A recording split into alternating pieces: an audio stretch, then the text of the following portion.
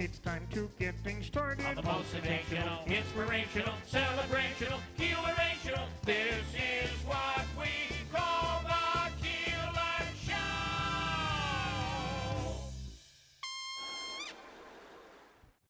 Celebrating 100 years. This is Keeler. WIBX 950 and 92.3 FM. Now back to the Keeler Show.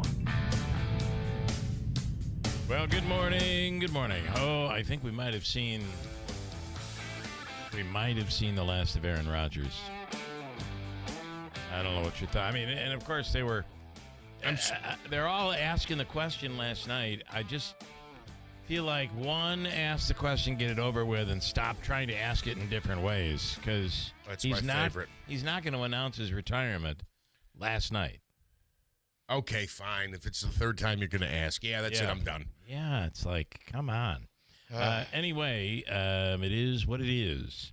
And, boy, if you take away those two turnovers, you got a game. And it was kind of a game until it wasn't. Yeah, it was a game, but it was only a game because the Texans were turning. I don't know what C.J. Stroud was doing. He looked terrible last night. So it was like a 7-6 game, I think, at the half. And then it was, I think, 10-6, and then maybe 13-6. And then all hell broke loose. Yeah, those two touchdowns really put the clamp on it. But really, Pittsburgh could not move the ball. Let me ask you a question. Yeah, Davey. Do you think this is the last game for Mike Tomlin as head coach of the Steelers? He was avoiding that question, too. Well, everybody's saying that he's going to take a year off and go do TV and then come back and take one of the premier jobs if anything opens up next year, the year after. Well, it is a demanding job, boy. I mean, that's a top shelf franchise. Well, that's not Jacksonville. He is now the longest tenured coach in the NFL. It was Harbaugh. A bunch to get to today. Jimmy Fallon tickets are on sale right now. Jimmy Fallon coming to the Rome Capitol Theater on Super Bowl weekend. It'll be February 7th. The Saturday night before the Super Bowl, and we'll be out there with Jimmy. It's going to be a great show. You can get tickets at romecapital.com. We're also going to give an opportunity for people to win some tickets. Will I be there? Coming up. I don't know. Will you, Davey? Will you be there? I don't know. Probably. I think you'll be there. Ryan Schmel's coming up in a few minutes. Dr. Hall is on today. Man, the flu numbers. I've had more people say I can't meet with you because I have the flu. And I'm also hearing that even though some have gotten the vaccine, some have not, but I think it's everybody reporting the same thing. It's a tough one. Yeah. And in some cases, hospitalization, oftentimes for those who have not gotten the vaccine. Shonda King is a Republican from Gloversville running for the 118th Assembly seat held by Robert Smullen currently. He's running for Congress. And that seat has opened up, at least for now. A lot of things could happen. But we'll speak with Shonda King coming up later on this morning. What else do we have? Matt Langle is on from Colgate. And we'll get to that. We have Obika's free money question. Later this morning, Davey, what are we looking at in terms of dinero? $185. $185. Okay. You're creeping. I mean, creeping up. You're not creeping. But you're creeping up. Unless you want to change it. No, I'm gonna do my best to trust you, Davey, here this morning. And then tonight, Syracuse plays. That's another late game, right? Florida State tonight? Florida State is kind of scrappy. So they always play Syracuse tough. They come in with a kind of a losing record. It should be a good game, but 9 o'clock. Probably going to be a small crowd at the Dome. Probably a small crowd at the Dome. Okay. What's that mean? 24,000? Yeah, I mean that's the thing. When you talk about a small crowd, it's over 20,000. So that's pretty darn impressive. They got a couple more late night games the rest of the season. I don't know why they do this 9 o'clock. Wait. They're in Florida though? No, they're in Syracuse. Why? And it's East Coast, so why would you do that? One of the issues right now is, and it's not just Buffalo complaining, the 49ers are complaining, but people in football in general are complaining that it's really unfair in this next round of the playoffs. In that, take for instance the Buffalo Bills. They played the late game, well, at least the afternoon game on Sunday, and now they got to turn around a day early and play a team that has basically had a bye. Same thing for the 49ers, and they're saying that at least in the playoffs, the NFL should put ratings by the wayside. You know that'll never happen, and at least make sure the teams that are playing have at least a 1 week rest. Do you, especially if you're the Bills, which are really, really banged up? Yeah, it's a tough thing. I think the league's approach has evolved to ratings.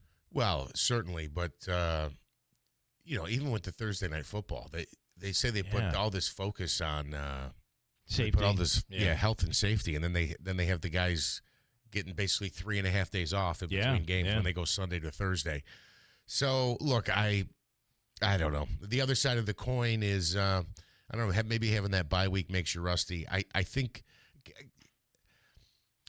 there's an argument to be made there, but again, they don't want to cram all the games in on Sunday. Ratings are the king. People want to watch the Saturday games. You could do 3 games Sunday and a game on Monday. But then what happens there is the following week somebody loses a day if you have a Monday night game. Yeah. Well, you would think that with all that money these executives are making in the NFL, they could figure this one out. Nonetheless, the 49ers and Bills will be a day rest short going in, playing 2 teams that have had the week off. So, like in college, they did Thursday, Friday of last week, and then the championship game is going to be this coming Monday. So there you go. You got one team that got an extra day of rest versus the other team. But again, this all comes down to ratings. And let's be honest. I mean, the league could put 2 weeks in between these games. We could run the Super Bowl in mid-February. We can run it in March. But you want to see a game every weekend, right? It keeps the flow. It keeps, you get something to look forward to on the weekends. Davey. To get back to your college football championship point, Jeff, it's going to be interesting to see the crowd because most of it's at Hard Rock Stadium is going to be the Miami Hurricanes. We see how many Indiana Hoosier fans are in the crowd. No, they're saying it's an advantage for the Miami Hurricanes. Well, of course it is. Yeah. They're in their home stadium. And it would be an advantage for the San Francisco 49ers, too, if they make it to the Super Bowl because the Super Bowl's in their stadium. You know what they do, though? And they do this. I've heard they do this. The Yankees also do this with the technology that exists today. Like the Yankees did this in their playoff series. Would they only go one round this year or 2 rounds, whatever? But they were, if you were calling. They played the Red Sox and they lost to the Blue Jays. If you were calling from a Boston zip code or from a Boston IP address, they wouldn't take your ticket. You couldn't get it. Or there was a limited section. They're trying to bring in. And that's what happens with like the college national championship game, and you'll see that in the Super Bowl as well, where there are a certain percentage of the tickets that are designated for one team or another. So it's not like this Miami game is going to be, I mean, people could resell their tickets, but it's not going to be 90% Hurricanes. The Indiana will have their fair share of fans in there too, still, but I think it's still an advantage. You're still sure. Home. Yeah, sure. And one more from last night: the Steelers losing their playoff game against Houston last night, and the fans. I got to tell you saw Aaron Rodgers just trying to walk out of there after. I thought it was kind of cool if you watched the very end of the game, all the players coming up to him and congratulating him. Unfortunately, it was a loss.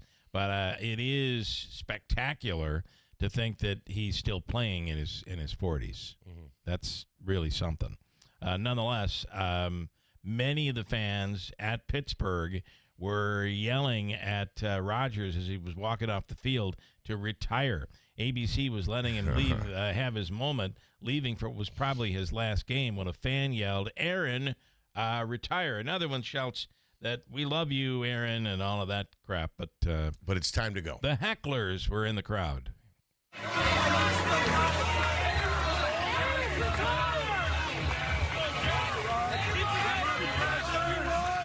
I'm not going to play that if you're okay with it because you can't really hear it. You can't really. No. It's just loud. It's just very loud. I will say, a great career, obviously.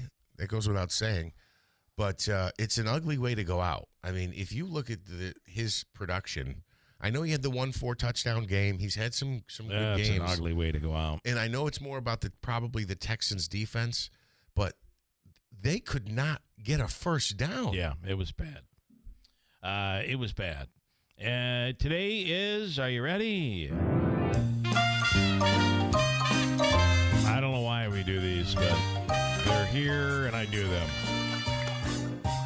It's kind of stupid. But Rubber Ducky? Today is National Rubber Ducky Day. Is it? It is. The bathtub water. It's the bathtub water. It's Ernie and his rubber ducky. So what they're saying is hop in the tub and bring your little yellow rubber ducky with you. Rubber Ducky. There you go. And it's like every day is another one of these stupid days, and I wish they would do. it.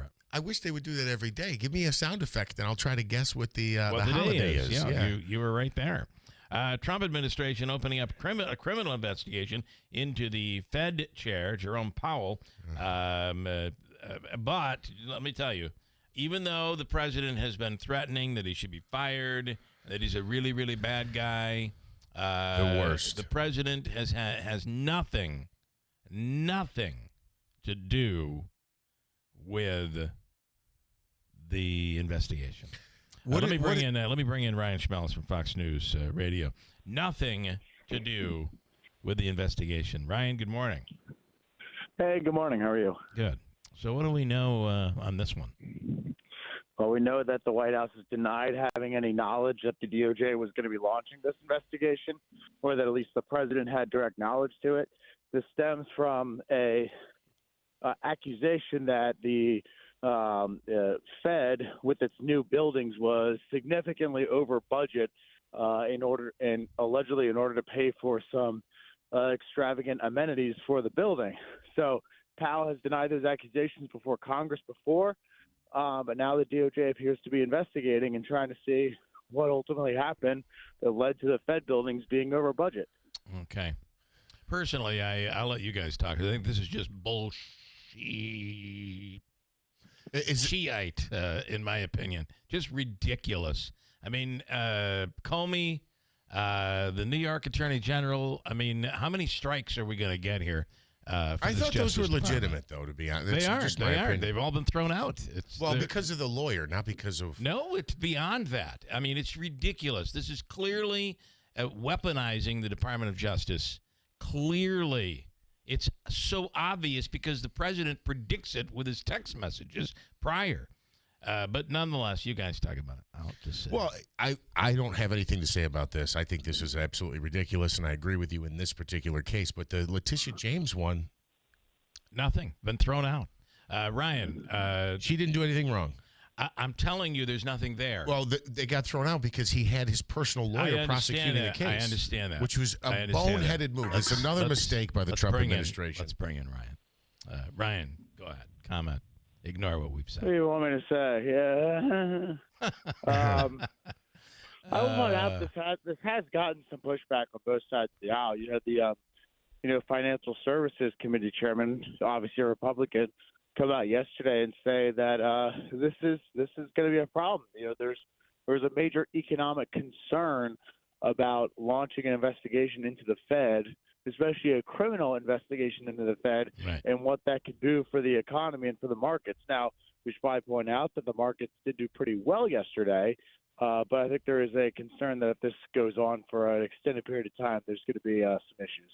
Well, it's been an independent organization, although, let's be honest, there probably have been times through history where an administration has been able to influence the Fed chair. But for the most part, this has been an independent organization, which many say, economists say, is the reason our economy is as stable as it is, without allowing one person or politics using the economic science to come to your conclusions. But President Trump doesn't see it that way.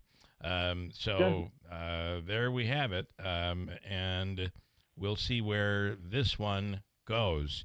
But, man, it is like Ryan, let's just look at this from a little different standpoint and kind of back up. There's so much happening all at once.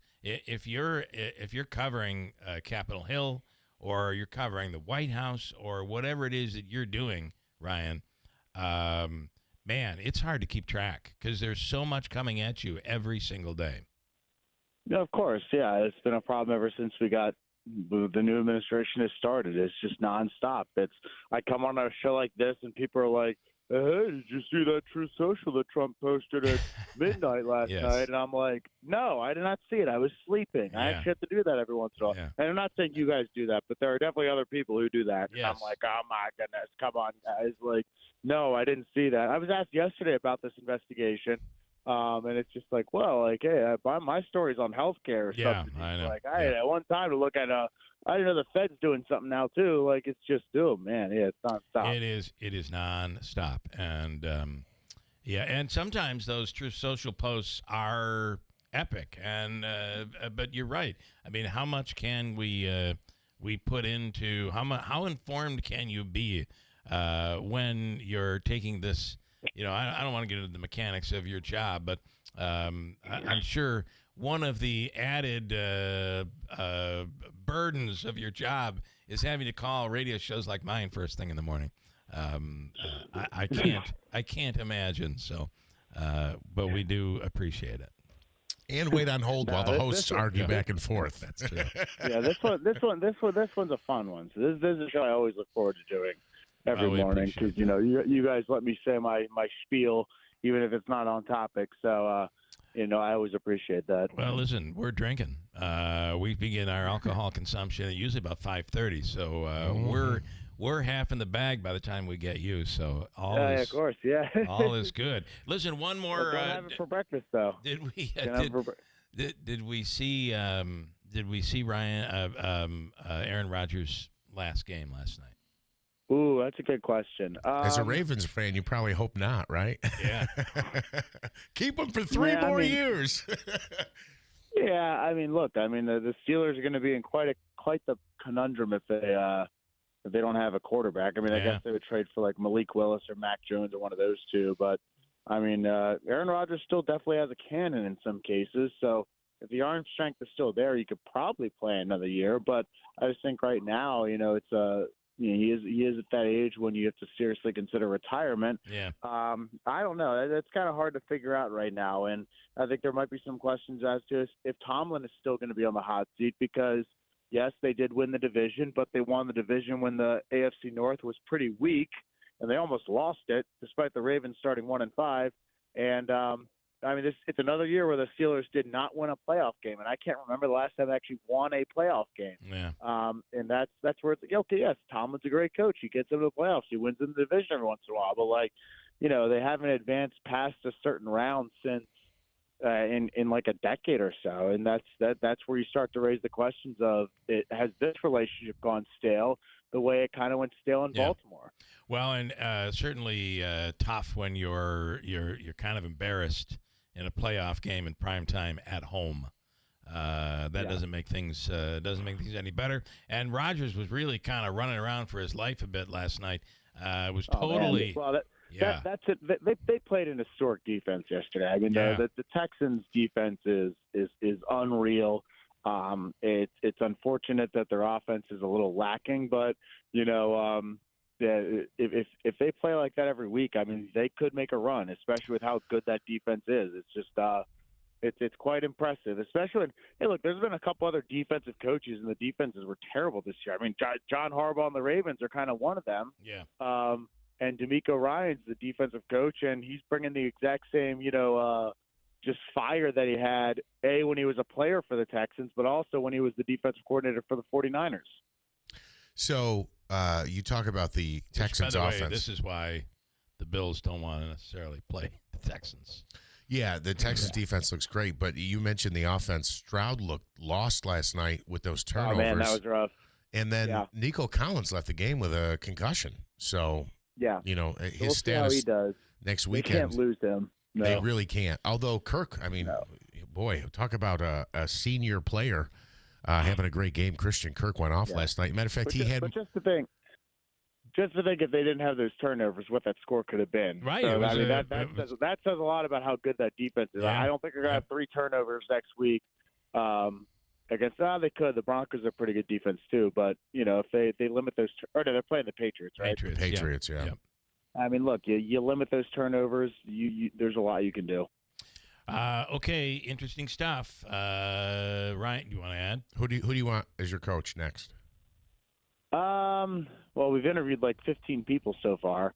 So I think it would be funny watching if Kevin Stefanski got the job and just owned the Browns for the next 10 years. That would be funny. I think one of these experienced head coaches are the guys who could probably win now, because this is a job where you're going to be expected to win immediately. Yeah. But I wouldn't be shocked if the team goes in the direction of either Clint Kubiak or Jesse Minter. Those are kind of the names that I've heard as the betting odds favorites so far. All right. Ryan, have a wonderful day, and we appreciate, as always, your update in the morning. Thanks. Sounds good, guys. Thank you. All right, Ryan Schmelz with Fox News Radio. A couple comments. Mike this morning says on the issue, did Trump see a golden toilet when he toured the construction site with Powell? And in Trump's world, no checks and imbalances. Where this goes, but Ryan's right. It's every day. You can't, and if you think you've caught up on everything in the news cycle, you realize 3 big things came out of a Truth Social post overnight. It's tough to follow. It's crazy. Am I the only one who thinks those posts come out while he's in the restroom, if you will? That's possible. I think they say it's one of the worst things you can do for the cleanliness of your phone and for the spreading of germs is sit down on the toilet and text away. But, you never know. Hold tight. 6:43.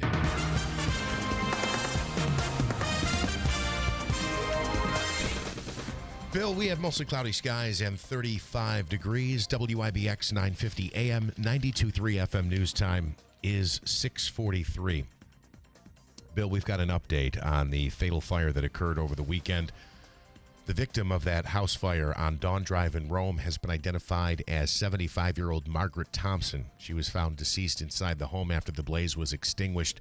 The fire broke out in the overnight hours Friday into Saturday morning. 79-year-old Larry Thompson remains hospitalized with significant burns. The cause of the fire is still under investigation. Governor Kathy Hochul set to give her State of the State address later today. The governor has already revealed some of the initiatives she'll be discussing, like pushing for online safety measures for minors. President Trump heads to Michigan today to talk about ways his administration is making America affordable again. White House Press Secretary Carolyn Leavitt says Trump will kick off his visit with a stop at a Ford factory that's producing more F-150 trucks because of tariffs. After that, he's scheduled to address the Detroit Economic Club. Minnesota and Illinois are both suing the Trump administration over immigration enforcement activities that leaders say is unconstitutional and terrorizing communities. The separate lawsuits filed Monday come after the administration surged enforcement activity in Chicago and Minneapolis, the latter where an ICE agent fatally shot a woman last week. And the opening bell rings this morning after stocks closed higher on Monday to start off a new week. Stocks rallied as investors largely shrugged off concerns about a Justice Department probe into Fed Reserve Chairman Jerome Powell. Chairman Powell says the move is an attempt to pressure the central bank to cut interest rates, something President Trump has repeatedly called for. WIBX 950 AM 92.3 FM news time 6:45. Here's a look at your Weather Center forecast. 40-degree temperatures for the next couple of days, but change on the way. Back to snow showers here as we look ahead toward probably Wednesday night, Thursday. A lot of cloud today, maybe some sun. 40 tonight in the mid-30s. North Country a little bit colder. Chance of showers. North Country may have some wet snow. A few showers around on Wednesday near 40 degrees, and eventually back to snow showers for Thursday with a high in the mid-20s. I'm meteorologist Ray Stitchick at the Weather Channel, WIBX 950 AM and 92.3 FM. Cloudy skies and 33 degrees at 6:46. All right, we'll get to the phones. Some phone calls coming up here in a second, and some interesting news from overnight coming up 6:46 at WIBX.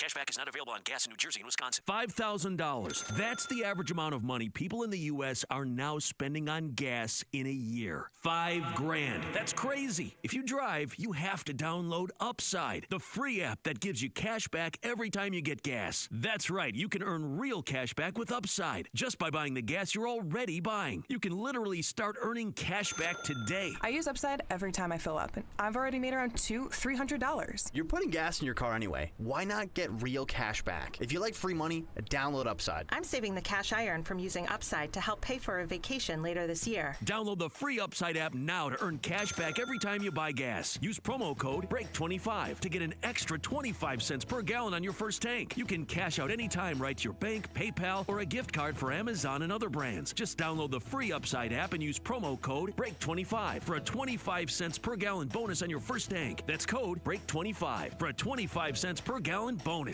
Hurt in a car? Call William Attar. 315-444-4444.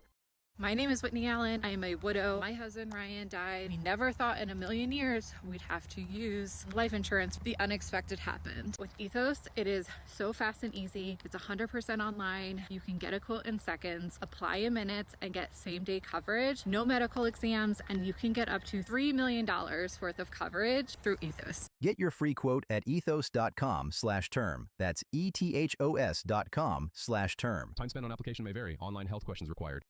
Need a new bed? Don't wait for your tax return. Mattress Express has 1 year, no interest, no money down, and no payments for 90 days for qualified buyers. Stop into any store or apply online at mattressexpressny.com. Rocky, I never thought I'd ever be saying these words, but you look darn good in spandex. Thanks. I just came from the gym. I'm getting in shape for the annual Heart Run and Walk on March 7th. Really? I never thought of you as an athlete. Come on, I've always been interested in sports. Well, I guess I knew that, but I always thought it was because... Speaking of sports, you know, the finals of the NFL Championship are coming on January 25th, and that means... Tailgate Party! That's right. We're again sponsoring the greatest football tailgate party from 1 to 5 on Sunday, January 25th at the Waterfront Grill in Herkimer. Join us for a buffet, drinks, great prizes, and a whole lot of fun for only $30 admission. This year, we will benefit the Little Falls Hospital, the Herkimer County Humane Society, and one of Rock's favorites, the American Heart Association, and the annual Heart Run Walk on March 7th, and real men get tested. And Rock, might I suggest a wardrobe change and a nice sweatsuit for the Heart Run? All right, that's good.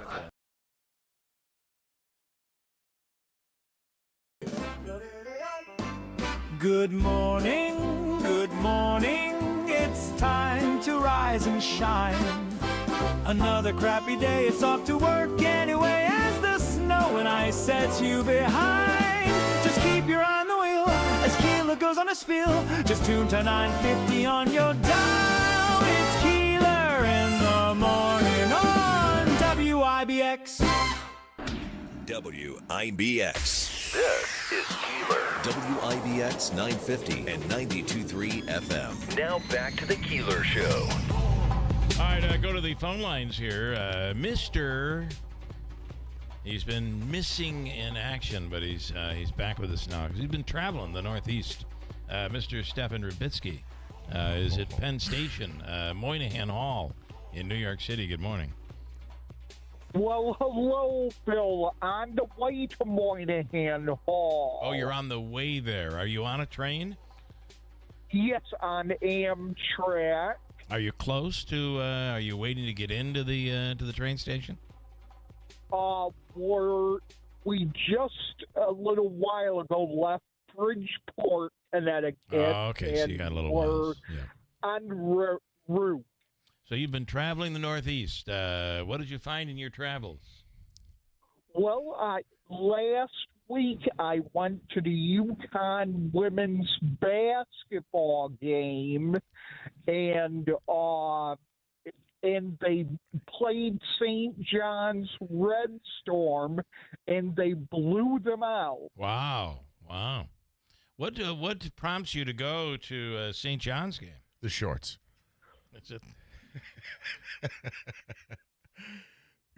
Stefan? It was for UConn, and I was rooting for UConn, and because last year they won the national title in women's college basketball. Oh, so this was a women's game.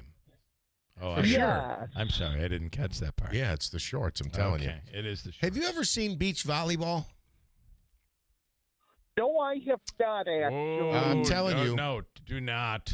Don't do it. Stefan will live on the beach. He will never leave the beach. Only on TV. Yeah. Oh, you have seen it. Okay. Yeah.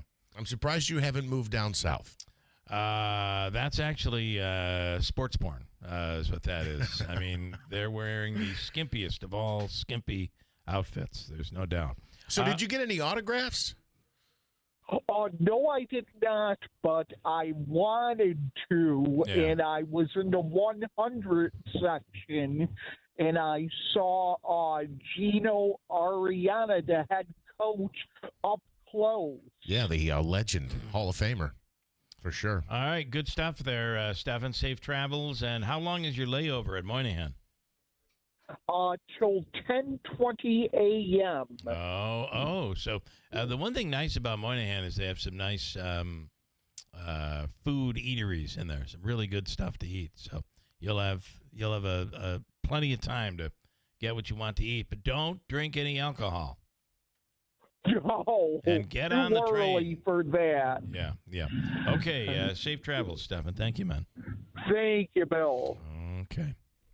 Well, you worry as you get off that train, and then it means you got to get back on because they're going to make him get off because he's got to connect to go upstate. Okay. So then he's got to get on the train. That sometimes is the tough part. What? Getting on the right train? Getting on the train. Oh, just getting on the train. Yes, because you got to be on the train to get home. Right. See what I'm saying? Yes. What else do I have here this morning that I want to squeeze in? A couple of interesting stories from beyond the rubber ducky garbage that's out there. Here's a simple hack if you've ever struggled to open something in a tight plastic packaging. I don't know why people just don't get scissors, but apparently. Right. This woman is faced with the irony of trying to open a clear plastic package containing a pair of scissors. So how do you get it open without the scissors? They say squeeze it and the end will open up.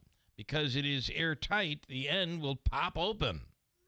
You don't need scissors to open these. And I was shocked when I saw somebody do this. All you've got to do, guys, is squeeze it. Okay. I'm not sure why I picked that one, but I did. Some guy invented a device that lets you scroll through TikTok by honking your horn. Thankfully, it's a joke, but it does really work. Basically, it's an iPad attached to the back of his car so the drivers can scroll while in traffic. All they have to do, honk their car horn. Mm-hmm. It goes to the next one. 2 passengers from Coach were removed from an American Airlines flight leaving Miami. They left Miami and the flight in handcuffs because they refused to get out of first class. Here is the moment they walked out of the plane. One of the women does the splits while walking out while she makes the comment about doing a little yoga at the end. Here's audio. I'm getting kicked out because I didn't sit in the right seat. My guess is that a little alcohol may have played a role. Have you ever tried to convince them that you're supposed to be in first class? No. But isn't it your ticket says where you can go? It and does. Once they tell you does. can't sit there, you got to move. You do have to move. And I do seem to recall a time when we were heading off to spring break many years ago where we were trying to convince them they gave us the wrong tickets that we were supposed to be. Because, I'm like, to be honest, just look up there. They're empty. There's no one sitting in them. I mean, why not take care? Because we really bought first class, so take care of us. That was many years ago. I would never do that today. Yeah, it's a different world after 9/11. I assume this was pre-9/11 and you didn't get deported and let me tell you, or kicked off the plane. Do something like that today, you are in big trouble. They don't take any. Just look at the videos online. They don't fool around whatsoever. So be careful.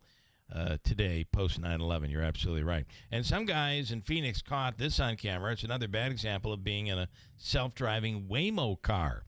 These are the taxi cars that are self-driving, and there are a ton of them in places like Phoenix and L.A. and Texas. San Francisco in Texas.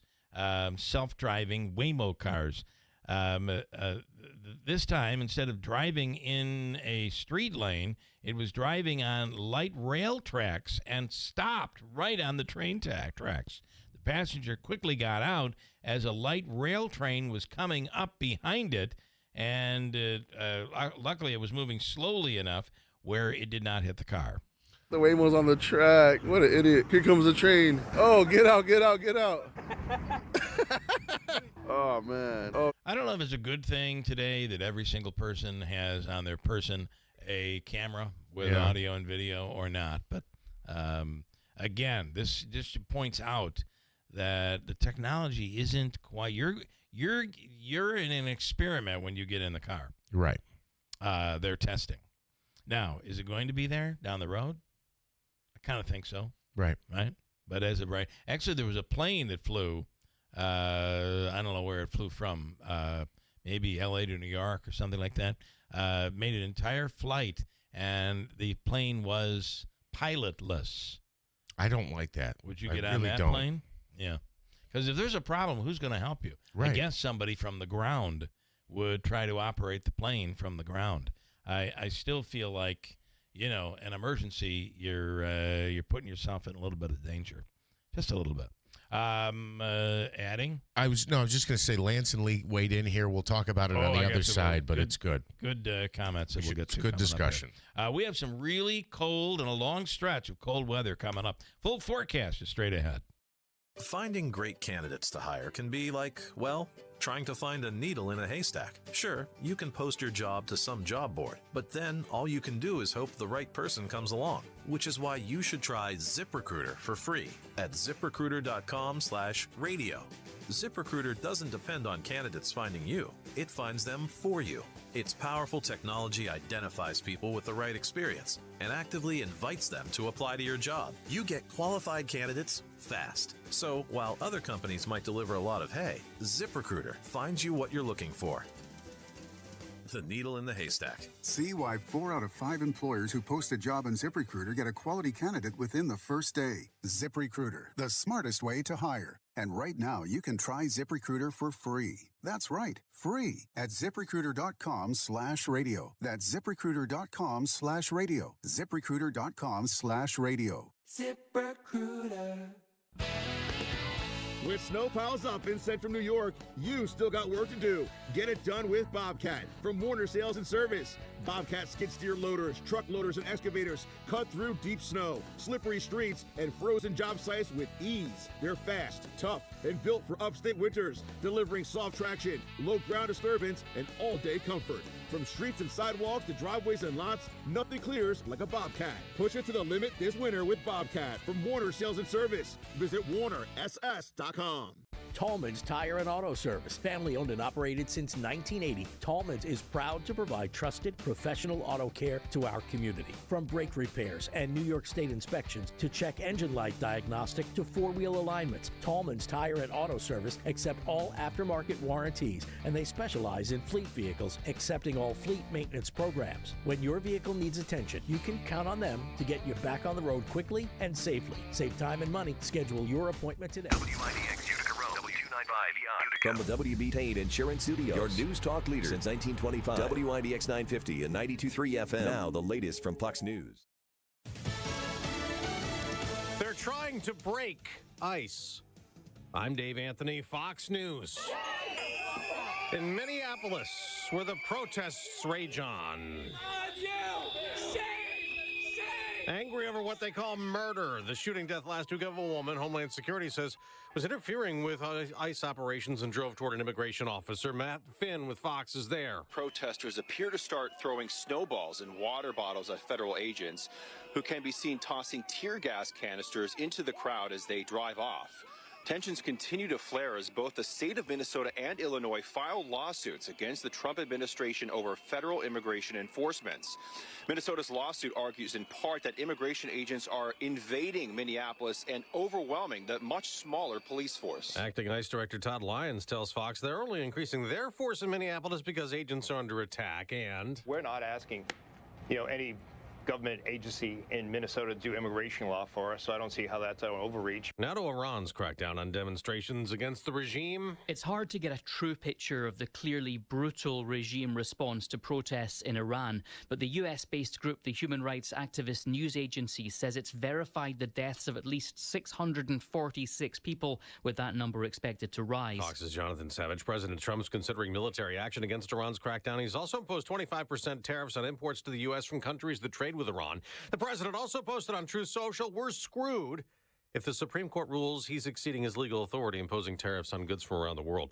This morning, the justices consider a transgender rights case. Idaho and West Virginia are asking the Supreme Court to overturn lower courts' decisions to block state laws banning transgender girls from participating in women's and girls' sports. Lower courts have concluded separately that the bans discriminate, quote, on the basis of sex and violate the Constitution's Equal Protection Clause. That's Tanya J. Powers. America's listening to Fox News. Wesley Financial Group is not a law firm. Ask yourself this question. Is it really worth holding on to that timeshare that you know you need to get rid of? Here's the truth. The average maintenance fee just went up over 17%. That could have been 117%, and there's nothing you can do about it. When you buy a timeshare, you give them a blank check for annual maintenance and assessment fees. I'm Chuck McDowell, founder of Wesley Financial Group. For 15 years, I've helped over 50,000 families cancel their timeshare. Not sell it, not transfer it, cancel it. Did you buy a timeshare because they told you it was a great investment and your maintenance fees would never go up? That's a lie.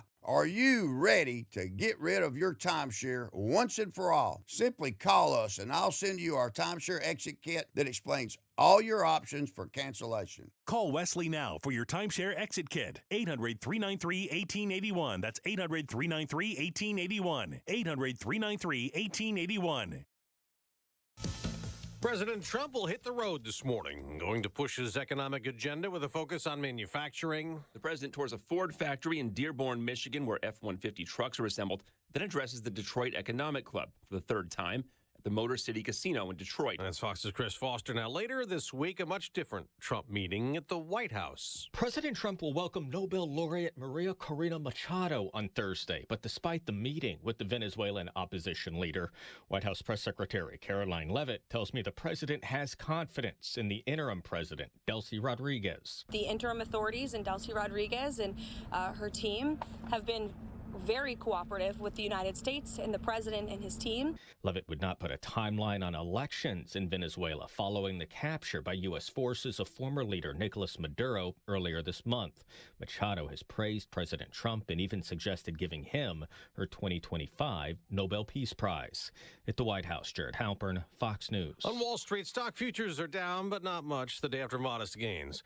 The next round of the NFL playoffs is set after Houston knocked out Pittsburgh. The Texans beat the Steelers 30-6 thanks to the top defense in the league shutting down the Pittsburgh offense, led by Aaron Rodgers, who may have played his last game. Ball is out.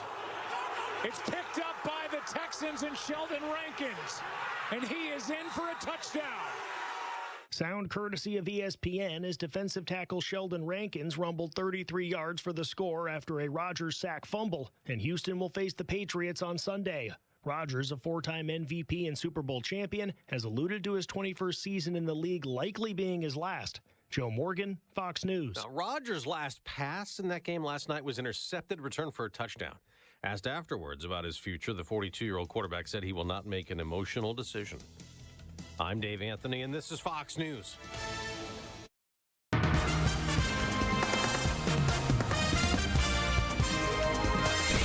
have cloudy skies, 33 degrees. Good morning. I'm Jeff Manaski, WIBX 950 AM 92.3 FM news time is 7:05. This news update is brought to you by the Stanley Center for the Arts. Witness testimony expected to begin tomorrow in the trial of the last corrections officer charged in connection with the beating death of Robert Brooks at Marcy Correctional in December of 2024. Michael Fisher is charged with second-degree manslaughter. Of the 9 former COs who were charged in the case, 5 pleaded guilty to manslaughter, 1 pled to gang assault, another was convicted of second-degree murder and manslaughter, and 2 were acquitted. Fisher faces up to 15 years in prison if he's found guilty. The victim of the fatal house fire on Dawn Drive in the city of Rome has been identified. Authorities say 75-year-old Margaret Thompson was found deceased inside the home after the blaze was extinguished.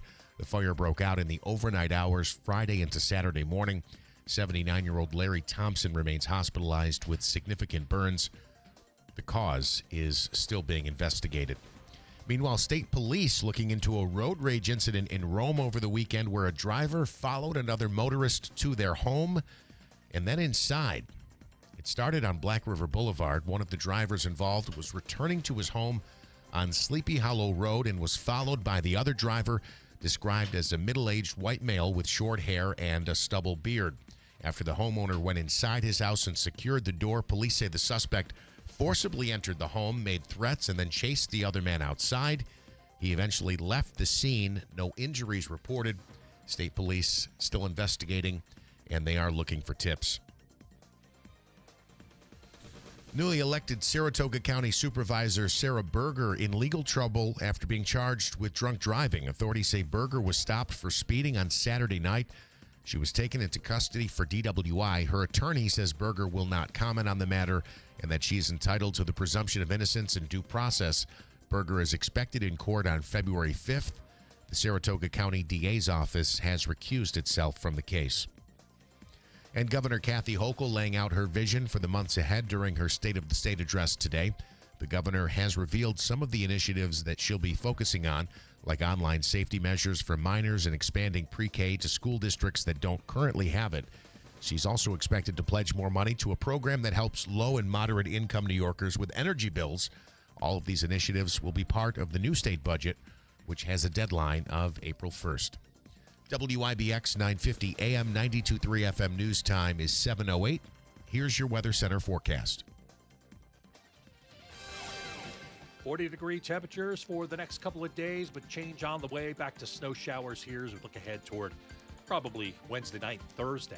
A lot of cloud today, maybe some sun. 40. Tonight in the mid-30s. North Country a little bit colder. Chance of showers. North Country may have some wet snow.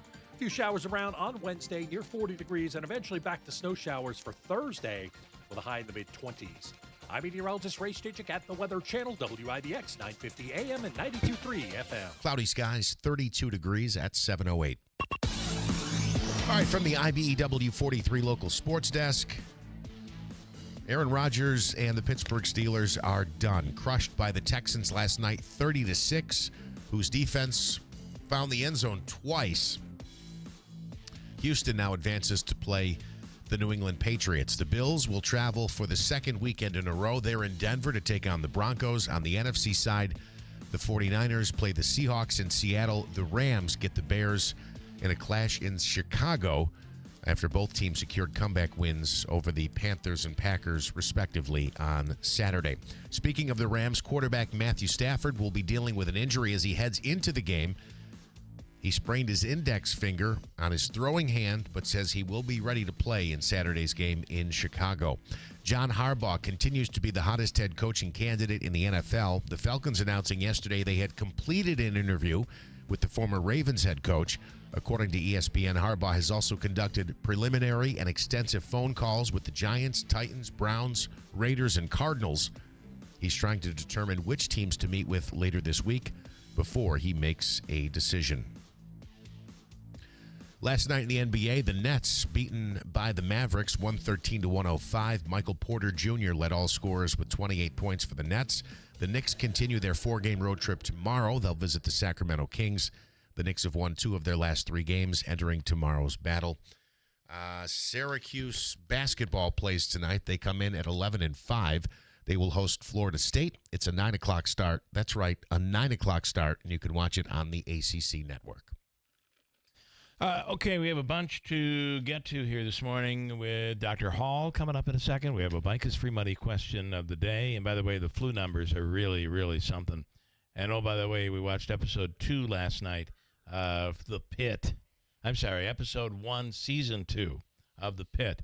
HBO does it the old-fashioned way. Every Thursday night there's a new episode, which I guess is okay because they leave you hanging on every episode to the point where you want to watch another one. And binging just gets tiresome a little bit. Anyway, that's out, and it won Best TV Drama, I think, or Best TV Show, something like that, during the Golden Globes. But a really great program and intense, I got to tell you. Sometimes I have to look away. Coming up, flu is just running rampant. We got to get to this Lance, though. We got to get to Lance, though, at some point. So, all right. Do you want to do it right now? We can do it now. All right. Okay, so Joe Beatrice was on the show with us yesterday, and we were talking about the lawsuit, Katie Aiello suing the council members, or it's about the raises, and she said on the program with us that it was so they could have their say, even though they did have a say because they vetoed, but it was overrode, et cetera. Okay, so here we go. Lance says, so Beatrice is already throwing jabs at Heather because he mentioned Heather Wazlewski during the interview. He said that she was not transparent. Yes, and he said she wasn't transparent because she didn't really come forward and say she was the one who was running, why can't I think of her name? Celeste Friend. Thank you. Celeste Friend's campaign when she ran for mayor. And he says, even though Heather got the most votes in the last election. He said, I really wish Beatrice was on longer yesterday. He despises Katie because she names the wrongdoers, whereas he beats around the bush like he did, saying Celeste's campaign manager, Heather. He forgets that she got the most votes this past election. Bill might want to turn down the lights above him, yada, yada, yada. Yeah, okay, whatever. Davey's working on that. So, Lance. You mean the bright glow coming from my skull isn't appealing to you, Lance? We never see the sun in the winter around here, right? January and February My head especially. is the sun. You're just, that's the deal. We'll change it for you if you watch the program on YouTube. All right, so he says that Katie names the wrongdoers, and First Beatrice of all, beats can I around say the bush. before you say this, Joe Beatrice has been very fair with Katie, I feel, and I think he's really bothered by this move, and he feels like he's had enough. But I think he's been I think Joe Beatrice is a fair guy. I think so, too. To the point on Katie, though, Lance. I know you have a different point. She stops short. George Costanza, stop short. Stop short. She did it with the Pelly thing, with the $500 in the envelope. Alleged brob. Right. And when we said, so he tried to bribe you, she said, no, that's not what I'm saying. Well, that's what you just outlined. She did it with the I didn't actually say bribe. Well, you described it. The Democratic nomination, Yeah. She insinuated there was some wrongdoing or the fix was in when Morella got the nomination for her ward after And she she was still told. won. And, right. But when we asked what it was, she didn't have an explanation but wanted to outline the details of what sounded like the fix was in. Dirty politics. And then I feel like this issue that she's brought up with Counselor Samantha Testa is she says her health care is dependent on her husband who works for the fire department, so she shouldn't have a say in that. But then when we asked, well, the council doesn't vote on the health department, the fire department health care, right? And then she says, well, there's a department head that she's in business with because they invested in a horse together. And, the council has some responsibility as far as overseeing raises or something. And I think that's pushing it too far. They all got together and bought into a racing horse. If they were voting on his racing horses or the legality or his money, I can understand that. It's a right. business partner. Yeah. Okay, maybe sometimes you should recuse yourself. And Fair again, enough. when you recuse, it doesn't mean that you're doing something wrong. It's to avoid the perception of a conflict of interest. Yes. So she outlines these things again. In this case, she outlines but that Sam's husband was on the fire department. Even the conflict of interest there. Her vote would play no role putting money into her pocket.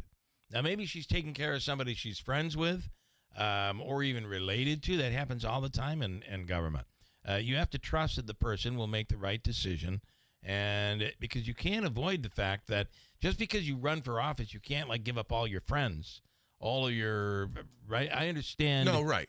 I absolutely understand. And I don't see this as a business.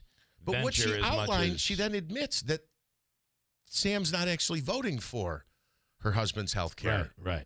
Her business partner's I agree. pay right. Yeah. So again, she's outlines this and then stops short of saying it's a conflict of interest. All right, Lance, there you go. That's Manaski's answer to your post. If I'm wrong, please, I know you'll tell me, Lance. I'm listening. I'm Davey's waiting. answer is we're trying to turn down the lights. It just can't be done. And Bill's answer is we've got to get to the next segment. I am going to have to spray not-so-shiny forehead on my head and see if that works. It's a great product made by some great company. River Hills Properties continues to grow, but it's all about service, and that means it's all about relieving your stress level. River Hills, the whole concept is help those people if it's the last thing you do. From the very beginning, when you decide to sell your home, till the very end. We even saw one time Andrew Dominio was helping an old lady, an elderly woman, someone more mature, fix her porch because she was trying to sell the house, and she just couldn't find a contractor to fix the porch. So Andrew got some people together, and they went over and repaired this woman's porch so she could sell the house. Now he is in Florida, one of the members of the team down there in Sarasota, Naples. So imagine you're up here, you don't know anybody down there. How about a friendly face from River Hills Properties? If you're interested in maybe the snowbird. Robin and Bill going down? They fly back and forth. You meant Andrew, huh? Buddy Andrew down there, a friendly face. It's River Hills Properties, and it's the service they provide from beginning till end. River Hills Properties offices in Barnabas, Little Falls, Utica, Copenhagen, and Newport, Mark Butler's hometown, and coming soon to Rome. And yes, on the West Coast, the Gulf Coast of Florida, sunny Sarasota, Naples, and Marco Island, where the other day they were complaining it was only 69 degrees. Oh, poor them. Poor them. Nobody sells homes like River Hills Properties. All right, we'll talk about this flu outbreak, which is pretty bad, with Dr. Hall coming right up. Brought to you by Tallman's Tire and Auto Repair, located in Utica, Yorkville, Rome, and Herkimer, and online at tallmanstire.com. Get a smile for every season at Rosansky Family Dentistry. For crowns to veneers, we'll keep you smiling all year long. We're also excited to welcome Dr. Kataria to our team. With her arrival, we now offer Friday appointments from 8 a.m. to noon, giving you more flexibility for the care you need. Call us today at 315-732-1981 to schedule your visit. That's Rosansky Family Dentistry, 1 Paris Road, New Hartford. Find us on Facebook or online at uticasmiles.com. Whatever your goals, AmeriQ has the right loan solutions to help you consolidate debt, financial reviews to help you budget for the present, and certificate rates that'll help you save for the future. Get started today at ameriq.org/possibility.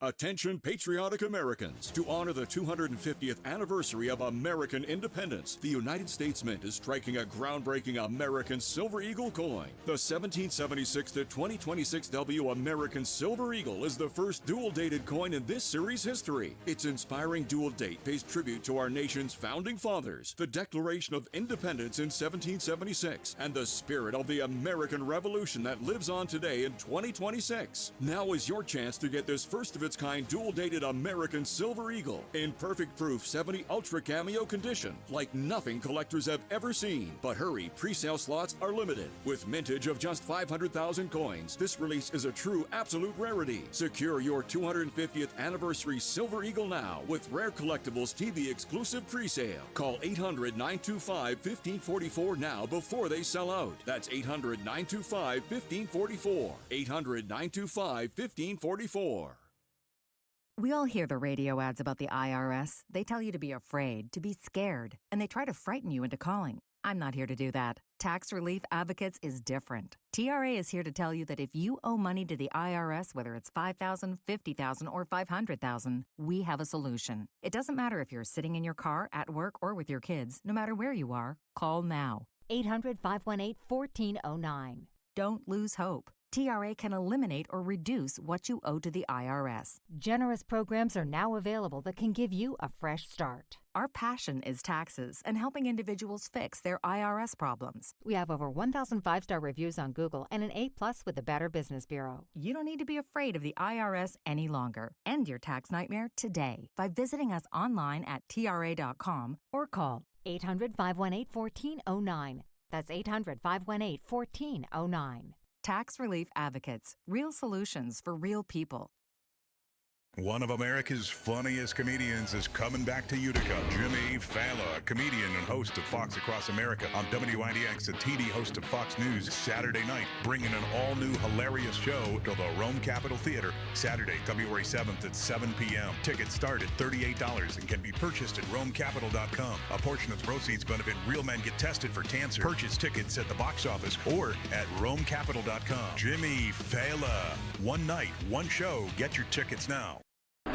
WIBX. This is Keeler. WIBX 950 and 92.3 FM. Now back to the Keeler Show. The only thing I regret is I didn't include Lance in that song. Maybe I should have included Lance in the song. I think he can get his own bumper, can he? That is true. Quickly, what do you have? You didn't play the one you just played for me, though. I haven't played it yet. Yeah. So. All right, so Lance replied. His reply was, the road rage guy looks a lot like Jeff. Jeff, do you drive a black SUV? No, I don't, and I wasn't involved in anything like that. So that's a terrible story in Rome where I get it. You get upset, people are flipping you off or whatever is going on, but you're chasing someone to their home, and then you allegedly break down the door and enter? Yeah. Or whatever. Yeah. I mean, man. It said forcibly entered. You had like 4 different moments that could have been transitional. 4 moments where you could have been like, okay, I got to take a deep breath. This isn't worth it. This is going too far. It's not worth it. So, okay. So Lance, we were talking about Heather and Katie he said, this is Lance, not me. He said, I personally think Heather is going to be a disaster. If people think Katie is bad, buckle up. Wow. And then he said, Jeff, our Galimi's water bucket's as heavy as Testa's. And no, I don't carry anybody's water. I just think it's fair to point that out. She outlined, and I think used the words conflict of interest, but then when asked, she says, no, it's not a conflict of interest. She does back away a little bit. I think she fears maybe it's a legal issue. I don't know. Let me bring in Dr. Kent Hall right now. Dr. Hall, good morning. Good morning. How you doing this morning? Did you watch episode 1 of The Pit? I did not. I tend to wait and do a little bit of binge watching because it's an hour by hour, so it's nice to actually see more of a continuity. You're right. This one is, I think, 4th of July. So it's a day in the ER on 4th of July. So interesting stuff. I'm glued to this program. It's something else. Okay, let's just talk about the flu. It's bad, and I know we kind of hit this last week, but is it still okay? Is it still beneficial to get the flu shot? So the short answer to that is yes. It is absolutely still beneficial to get the flu shot. The flu shot, will protect people from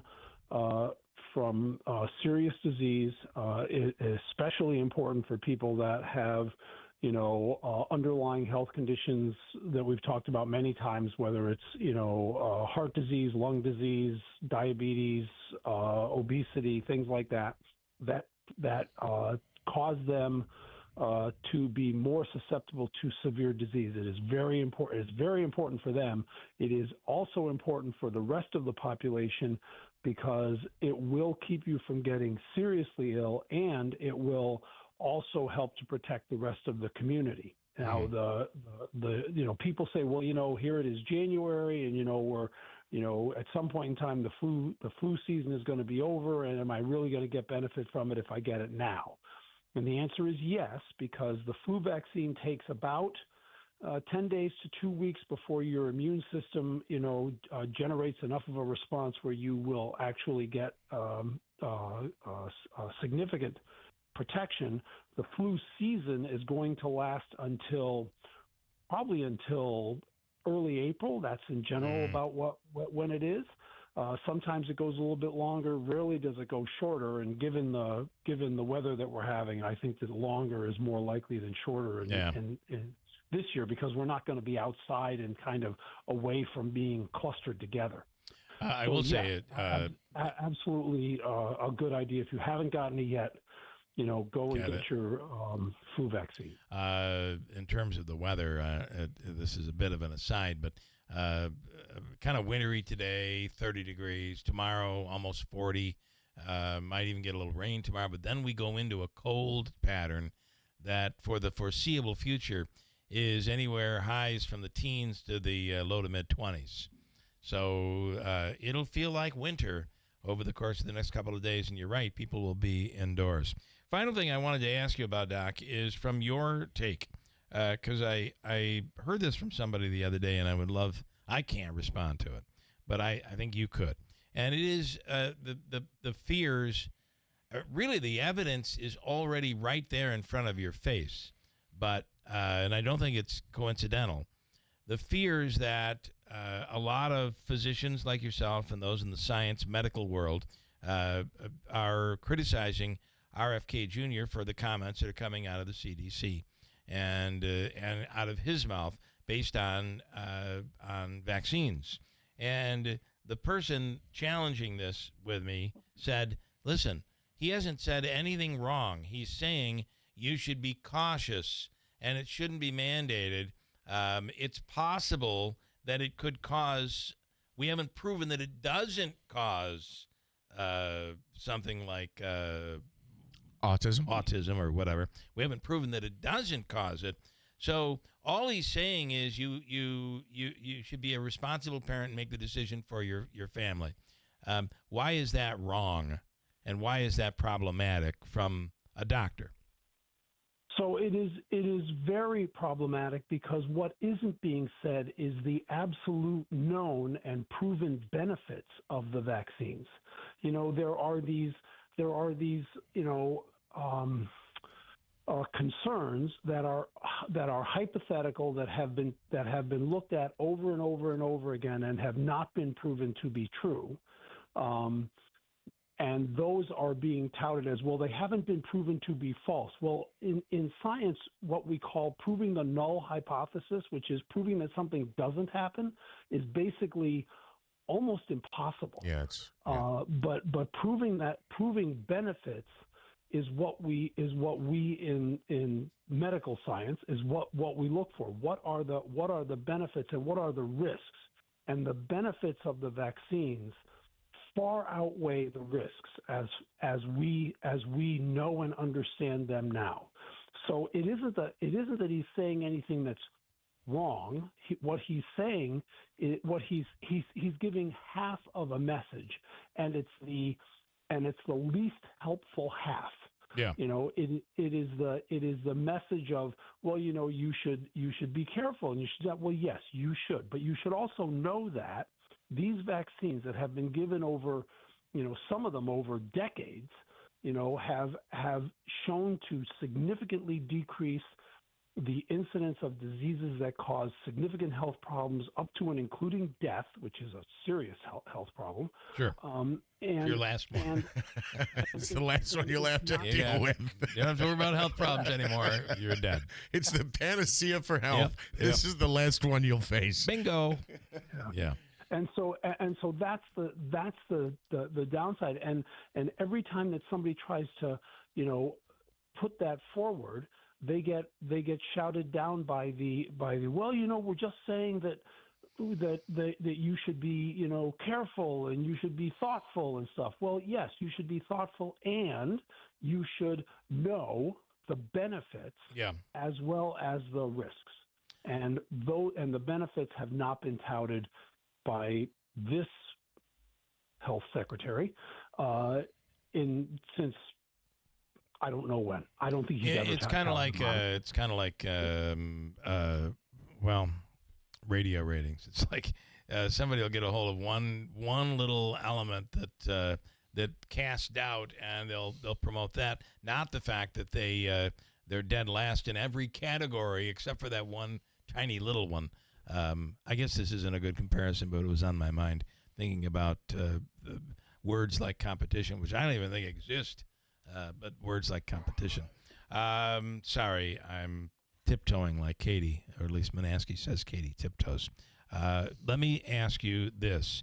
Doesn't at the very least, doesn't the fact that we're getting measles outbreaks all over the country like we haven't in decades kind of support your criticism here?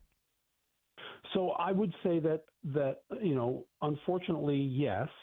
And when you look at the populations that are being affected by the measles outbreaks, it's the populations of people that have not gotten vaccinated. Yeah. And it's not just the individuals, mostly kids, that are getting it that have not gotten vaccinated, but the cluster of people around them, their percentage of vaccinations is also much lower than surrounding communities that have not had these outbreaks. And that's where we get to, the importance of what we've called herd immunity. But unfortunately for measles, because it is such a highly transmissible disease, the percentage of people required to generate a degree of herd immunity is huge. It's like 95 or 98%.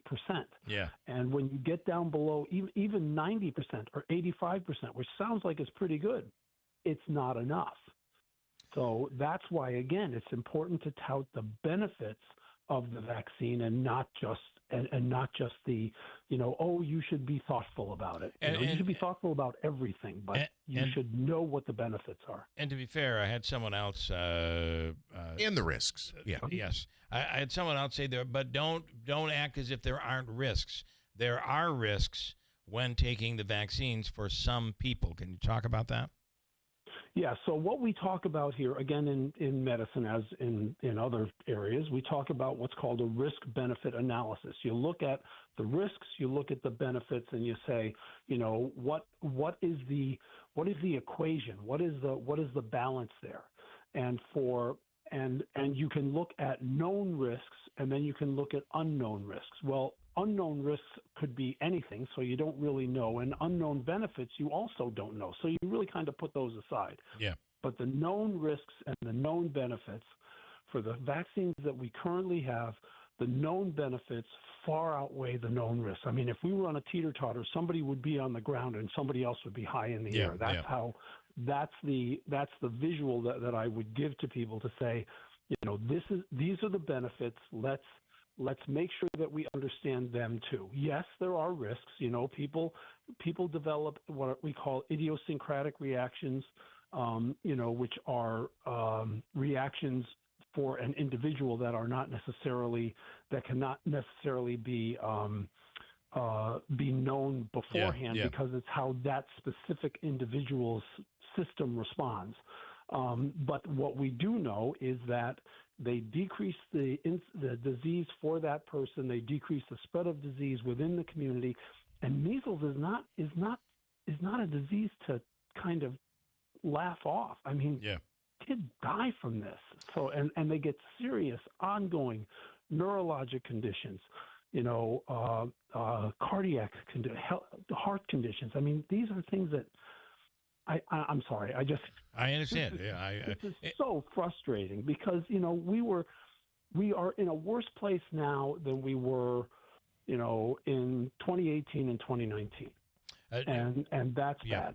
One more that I'm wondering about is I run into people all the time that say, I got the COVID vaccine, and ever since I got that vaccine, I'm having this problem or that problem, and I know it was a vaccine. I never had this problem before. What do you say to that person? What does a doctor say to that person? Well, what I would say is that's first of all, I'm sorry that has happened to you. It is impossible to say that because one person has X, whatever X is, immediately before that, they got the COVID vaccine. It is impossible to say that the COVID vaccine caused that. If you look at the population, if you look at, 10,000 people or 100,000 people, and you say, of 100,000 people that got the COVID vaccine, how many people developed that condition? And if the answer is it is the same percentage as the population of patients that did not get the COVID vaccine, then you say it's not the COVID vaccine that's causing that. Yeah. Okay. I understand that people have this tendency to think that association equals causation. That because something happened and it was associated temporally with something else, that it caused it, and that's not true. That's like saying, gee, I went and got a ham sandwich, and then I walked out and I got hit by a car. Right. Ham sandwiches cause car. Hit by a car. Yes. I find this also happens a lot when people get sick after they go to a restaurant. The chances in your life, if you ever get sick, I mean, we all get sick every once in a while. The chances that you get sick right after you ate somewhere are probably, just for the luck of the draw, are probably pretty good.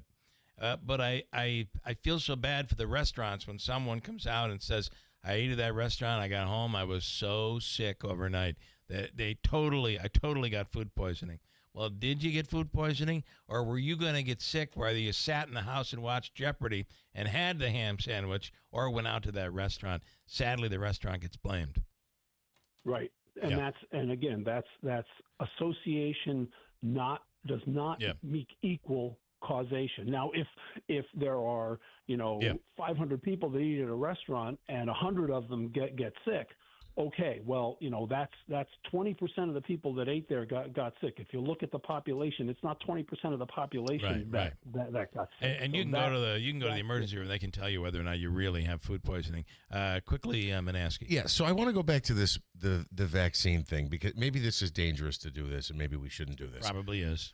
But okay, so free money question coming up in a second. $185. The number of vaccines that we were mandated, or I shouldn't say mandated, required, suggested, whatever the case might be, increased in like the late 80s or early 90s, right? There was a jump there? Yes. Okay. Yes. But one of them wasn't measles, was it? No, the measles has been around since. That's what I'm saying. Long time. I don't. Oh my gosh, it's been around since the 60s. So. I don't understand why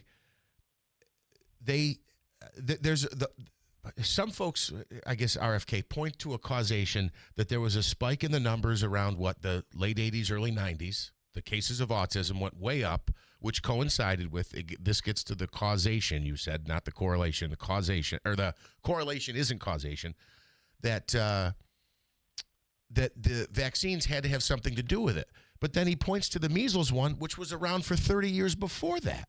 That doesn't add up. I know, I'm preaching to the choir here. The other part of this, and if we can do this in a nutshell, Doc, the other part of this is the way we diagnose autism is completely different. There's the large number, but there's this spectrum. So many people who are autistic, and you look at billionaires who are autistic, are very well productive. It's just there's a long spectrum from minor to severe, and maybe that's not the right way to describe it. No, I think that's a reasonable way. Certainly, I mean it's digested down, and just recently there has been a redesignation of autism into I shouldn't say that because it's not yet official, but it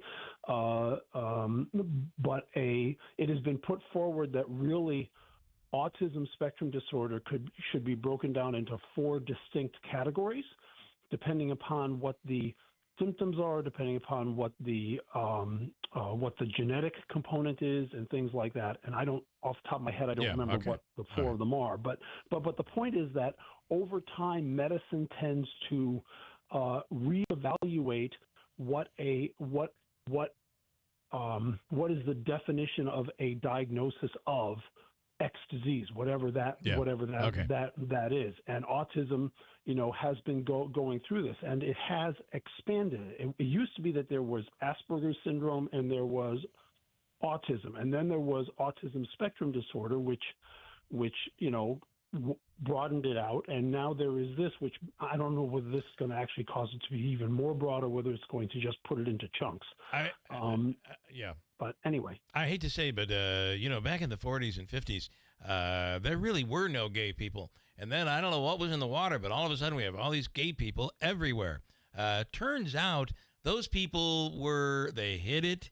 They were called names. They were labeled. Most likely, and probably almost absolutely, the percentage of gay people, homosexuals in the world, are similar today to where they were in the 1800s, the 1900s, or whatever. So you're saying the measles vaccine causes homosexuality? Yes, I am saying that. Let's just get it out there, Say that. if we could. Please don't say that. Let's just get it out there. All right, one more. I'm sorry, Easy and Ilian. Yes, can you he hit said that? this several times. A quick answer, Doc. Please use the correct terminology. COVID and flu are shots, not vaccines. Can you explain? They are shots. They are vaccines that are given by an injection, which is in the common vernacular called a shot. They are vaccines. I don't understand what that issue. Again, this goes to, consistent messaging is important, and using the same word over and over again so that there isn't this confusion is important. So you're saying the flu shot, the COVID shot, are indeed vaccines? Yes. Okay. Doc, we appreciate it. Thank you so much. Easy. I'm just getting the word from the guy. He spent a few years learning about medicine. Just a couple years. And a lot of money. Yeah, just a couple. And a lot of money. All right, Doc. Thank you so much. We appreciate it. Have a wonderful week. Thank you, everybody. Have a great day. Please be safe and stay warm. Thank you. You do too. the same. I think we covered a lot of ground here. That was very interesting. I think we have to message the CDC with the ground that we broke today. I think we do. Mike says, or perhaps the food poisoning came from the fourth drink at the restaurant that's what really caused the food poisoning, your fourth drink. All right, we're going to move along. It's 7:41. We'll do Habaika's free money question of the day. It is worth $185. We'll take caller number 3 right now. We're going to get right into it right now. 315-736-0186. Caller number 3, 315-736-0186 for $185 from Habaika and WIBX. Tallman's Tire and Auto Service, family owned and operated since 1980. Tallman's is proud to provide trusted, professional auto care to our community. From brake repairs and New York State inspections to check engine light diagnostic to four-wheel alignments, Tallman's Tire and Auto Service accept all aftermarket warranties, and they specialize in fleet vehicles, accepting all fleet maintenance programs. When your vehicle needs attention, you can count on them to get you back on the road quickly and safely. Save time and money. Schedule your appointment today at tallmanstire.com. The new year brings new health goals and wealth goals. Protecting your identity is an important step. Your info is in endless places that could expose you to identity theft, leading to lost funds. LifeLock monitors millions of data points per second. If your identity is stolen, our restoration specialists will fix it, guaranteed, or your money back. Resolve to make identity health and wealth part of your New Year's goals with LifeLock. Save up to 40% your first year with promo code NEWS. Visit lifelock.com. Terms apply. Possibility starts with the right financial solutions. From AmeriQ Credit Union. Get started today at ameriq.org/possibility.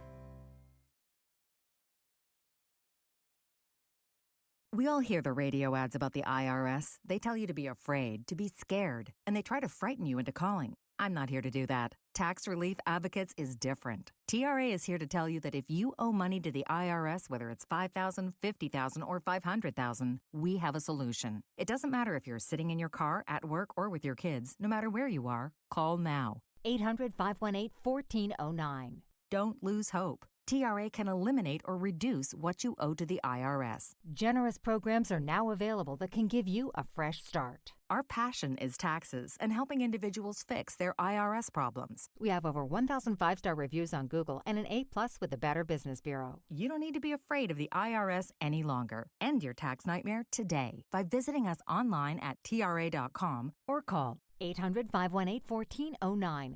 That's 800-518-1409. Tax Relief Advocates. Real solutions for real people. Paid for by Christian Care Ministry. So right now may be the perfect time for you to rethink how you pay for health care. And here's why. This time of year is decision time for a lot of people. But it's also when you can join MediShare and save even more than usual. For many families, joining MediShare means saving about $500 a month, which is a game changer for a lot of people. More than 1 million people are now part of healthcare sharing because it just makes so much sense, especially right now. And MediShare is the gold standard. Members like it a lot. We know this from member surveys. MediShare has been around for over 30 years. It is a proven thing. And if you join before January 15th and you mention the promo code SHARE, they'll waive your application fee, so you save $100 right off the bat. I'll give you the number here in a second, but just call. You'll get a price within 2 minutes. And again, the deadline is January 15th. So call now. You'll save even more. Here's the number, 855-51-BIBLE. That's 855-51-BIBLE. 855-51-BIBLE. Hurt in a car? Call William Attar. 315-444-4444. It all began in 1985 with a single goal, a commitment to brighten our community. And with your kindness, that light grew brighter. Because for 40 years, you've helped Food Bank of Central New York deliver healthy food and hope. But that need continues to grow. So this year, please consider giving a little extra and make sure the light we shine together never goes out. WIBX. This is Keeler. WIBX 950 and 92.3 FM. Now back to the Keeler Show. Well, good morning, and it's time for Hobica's free money question of the day. It comes from Joseph and Andrew Hobica at 315-724-1600, the Hobica Law Firm. For all of your legal needs, 315-724-1600 is the number. And our contestant here this morning is Susan. Hello, Susan. Good morning. Hi, Bill. Good morning to you. How are you doing today? I'm good, thanks. How are you? Good. This question has popped up, and it's a toughie. I just want you to know it. Yeah. Davey, I think we should make this at least worth $200 because this is a tough question. Goodness. This is like a tough question. Do what? I think we'll make it $200. You agree? Okay. All right. It's like agree? A $15 tip or something? I think it kind of is, yeah. 15 for hardness. Okay. That's weird. Okay, Susan, here we go. Here's your question. You know the way it works. You'll have 7 seconds to answer. Maybe you know this, and I hope you do. There are 2 answers that I would accept, okay? Okay, thanks. Here we go. Here's your question. What are you a cheese lover? Do you like cheese? I do. Do you like cheddar cheese? I do. Yeah, me too. So here's the question, and throw in your answer. What causes that last second crunch when you bite into extra sharp cheese? What is the term? Ready, go. Aging. Is it aging? No. They're cheese crystals. Or I also would have accepted, and I know you almost came up with it, calcium lactate crystals.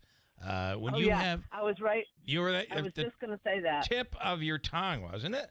I'm pretty sure. Yeah, I was just going to say it. Yep. All right. Listen, here's what I'm going to do for you. Because that was such a tough question. We're going to give you the all-in-one food and fun card. It is a $25 food and fun card.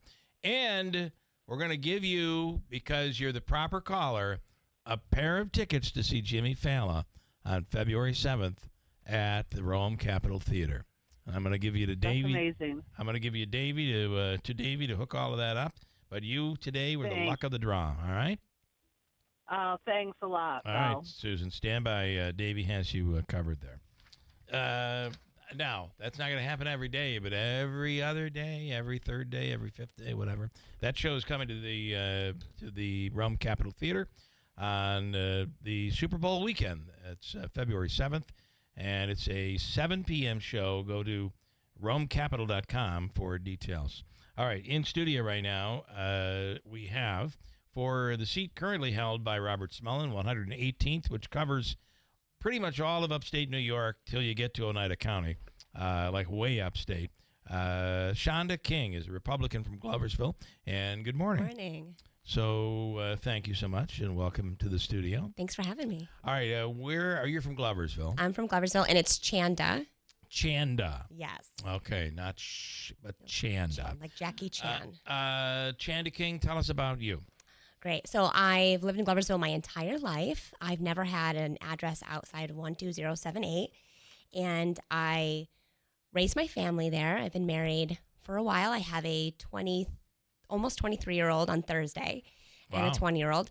He's in the Air Force, so super proud of him. And our daughter, she's up in Messina, right up on the Canadian border, and she's a missionary up there. So. Wow. Yeah, we have a farm. Okay. Yeah, it's a more of a hobby farm, but we do butcher, or maybe I should use harvest some animals, rabbits. And Butcher's okay. Okay, good. Oh, you do rabbits? Yeah, oh yeah, rabbits, Wow. turkey, chicken. All right. Goats. Why do you want this wonderful position of assembly? I want it in the because I minority? want to see more opportunity here. I also want to see our parents stop leaving. So I feel that I hear constantly kids saying things like, I'm never coming back to New York. I hate New York. And I don't think they hate New York. Yeah. I think they hate there's no opportunity. Yeah. And then I lost my parents to New York because they don't feel that they're represented. So they went to Florida. And I'm hearing that across the board as well. Mm-hmm. It is difficult. You would be in the minority. Not represented because they're Republicans or because they're upstate? Because they're upstate. They're not heard. Yeah, I mean, there is that divide between, it's almost like a Democrat and a Republican almost seem the same upstate versus downstate. But how do you work in the minority? What would you do? What would I do? So I'd bring opportunity. I'm working on something huge in Gloversville right now. I can't talk about it because it's going to happen tonight. Okay. Yep. So super excited about that. So I want to bring some opportunities, and which would be jobs, and then there would be opportunity to lower taxes in my community, and that's what I want to do and work real hard across the district. You know, we always complain here because now this district would come in to cover most of Herkimer County and a small part of Oneida County as well. And then all the way out to Schenectady area, out that way and to the north, right? Yeah. So it's and actually parts to down into Otsego County too, I think. Nonetheless, it's a large district. So I'm already driving quite a bit of it. Yeah. My daughter lives, I said, up in Messina. So once a week we drive right through Hamilton County, and we try to stop at every little mom and pop place. So. We always complain here in Utica, Rome, the Mohawk Valley, our end of the western Mohawk Valley, complain about the fact that economically we've been left behind. But we're on this pretty big resurgence right now with the Turning Stone, with technology hopefully develops, and of course Chobani coming here, which is going to be very, very large. But I feel like that area from St. Johnsville to Amsterdam is one of the areas in the state that's really been left behind. I would say they're forgotten. Yeah. When I'm out there talking to them, and the thing that I hear is they don't know we even exist. Yeah. And so, again, you get back to that point, though, where you're going to have to rely on working with a Democrat in order to get something passed. Yes. Do you have experience in working with the other side? How would you strategically handle that? So I think that, yes, I have, just living life. I'm a conservative, so my views are usually looked down upon with Democrats, and I try to find a common ground. And I think it's, do we want to love people? Yes. Yeah. Do we want a better education for our children? Yes. Do we want our elderly taken care of? Yes. What about our veterans? Of course. So let's start there. Let's not talk about the things that divide us. Let's start there, and where can we agree? So I think I'm able to do that well, especially being in 4-H. I've taught 4-H. I homeschooled. So the diversity there, I was able to have those kind of conversations and really hear what they have to say. Parental, let me skip that one. A couple of the bullet points here. Supporting small businesses, family farms, and rural communities. Are you for the pot farmers? Yeah. Yeah. So I actually want to say something on that. So my husband's a realtor, and when our daughter was young, he was selling property to someone just for property to sell marijuana. And our daughter, I think she might have been like 8 or 10, she would tell people, my dad has a weed man. And we're like, oh, gosh. He's into weed. He's into weed. That's funny. I ask because it seems like, and I don't like to put people in boxes, but the pro-marijuana seem to be more of a left issue, pushing for it, than a right issue. But obviously, it's a huge benefit to the economy and farmers and people who use it and like it. I'm against mandates. So. Well, that's another thing here. Where you talk about government mandates and things like that. Can you give me an example of a regulation, reducing government overreach, restoring common sense to state policy? Is there one that comes to mind that you would fight to repeal? There's a couple that I can think of. One is parenting. I don't co-parent with the government. So I think right there, the mandates on our children, I think you guys talked about it a little bit. What mandates on kids? Vaccines? Vaccines is one. So you're an anti-vax person? I'm not an anti-vaxxer. I'm anti-medication and anti-knowledge. And I think we should be able to have all the knowledge. And I don't think we're given that. And then we're bullied into vaccinating our children. Well, probably we would never have gotten rid of polio if it wasn't required in the schools. I think we should talk about that in a different day. Okay, I'm just telling you that's I didn't bring my aluminum hat. But that's a fact. Okay. And you can say aluminum hat if you want, but people would not have gotten the vaccine. Listen, I'm not against vaccines. I am against forcing anything. I think we should have choice. Okay, fair enough. Again, back to my point. Yeah. And then educational freedom. What does that mean? So I think that the education system is broken right now. I don't think anyone can say in New York that we're nailing it, right? The dropout rate, the education rate, it's very poor. So I think that depends we should on be where able to you have, are. It depends on which I think district so. you're in. I agree. Right. I'm You're going to talking speak about from where Schenectady. Yeah, in Gloversville, our dropout rate is Gloversville. huge, right? And I love Gloversville. My son did go to school for a short time, and the administration and the teachers were phenomenal. I can't complain about that. I can't complain about the people, the personnel. It's what they were given to teach. That's where I have a problem with. So I like charter schools. I think they should be accessible. I'm not against homeschooling. I homeschooled our children. That's how they were both graduated. And my daughter graduated at 16. My son graduated at 17. So I think because I only had one child, I didn't have to sit there for 6 hours because I had 30 students, right? So I think giving that back and having education given back to the parents. But don't you already have that choice? You already did it. You homeschooled. But they're trying to get rid of it. And a lot of places look.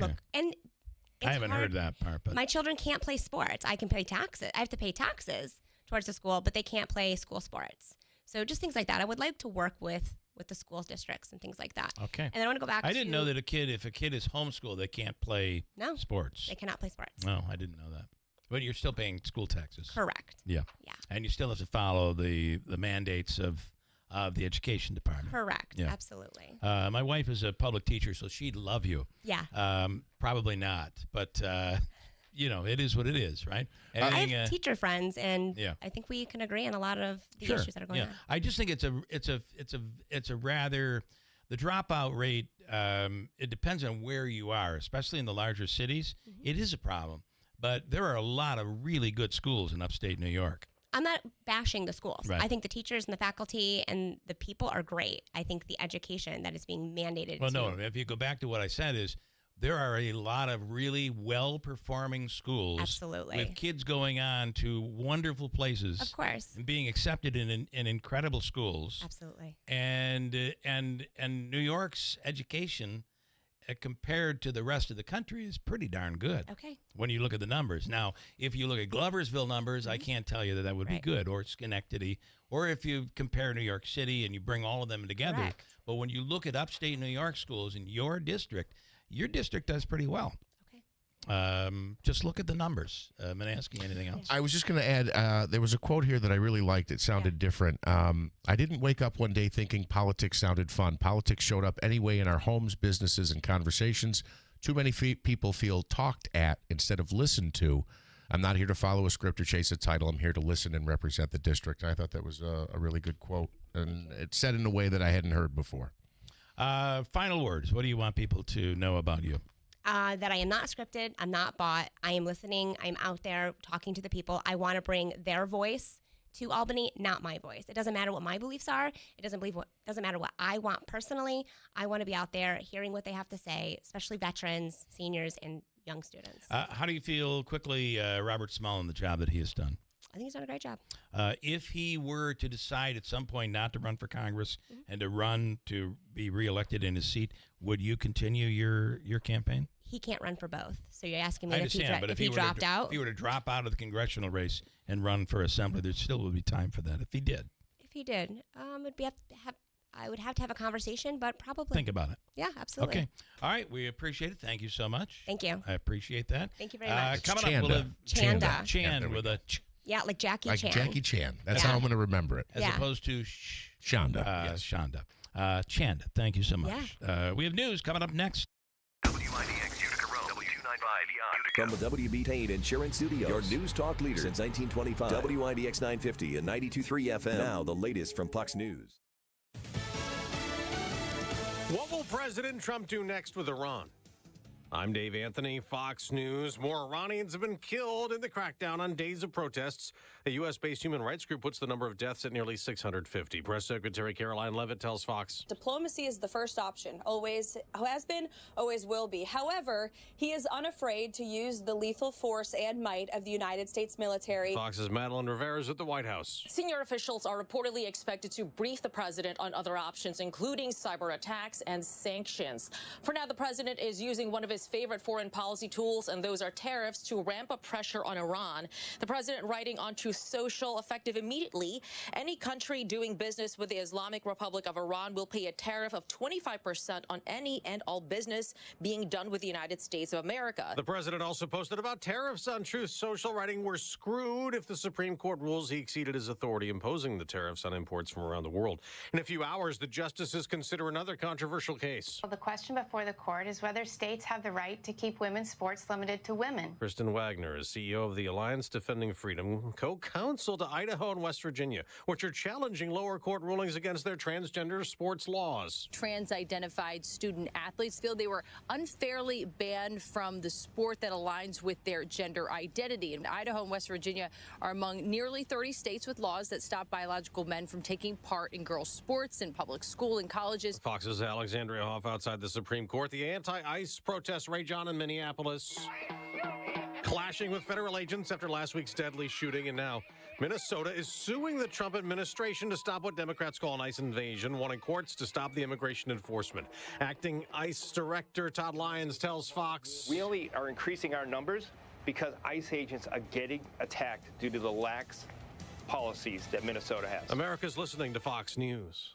Wesley Financial Group is not a law firm. Ask yourself this question. Is it really worth holding on to that timeshare that you know you need to get rid of? Here's the truth. The average maintenance fee just went up over 17%. That could have been 117%, and there's nothing you can do about it. When you buy a timeshare, you give them a blank check for annual maintenance and assessment fees. I'm Chuck McDowell, founder of Wesley Financial Group. For 15 years, I've helped over 50,000 families cancel their timeshare. Not sell it, not transfer it, cancel it. Did you buy a timeshare because they told you it was a great investment and your maintenance fees would never go up? That's a lie. Are you ready to get rid of your timeshare once and for all? Simply call us and I'll send you our timeshare exit kit that explains all your options for cancellation. Call Wesley now for your timeshare exit kit. 800-393-1881. That's 800-393-1881. 800-393-1881.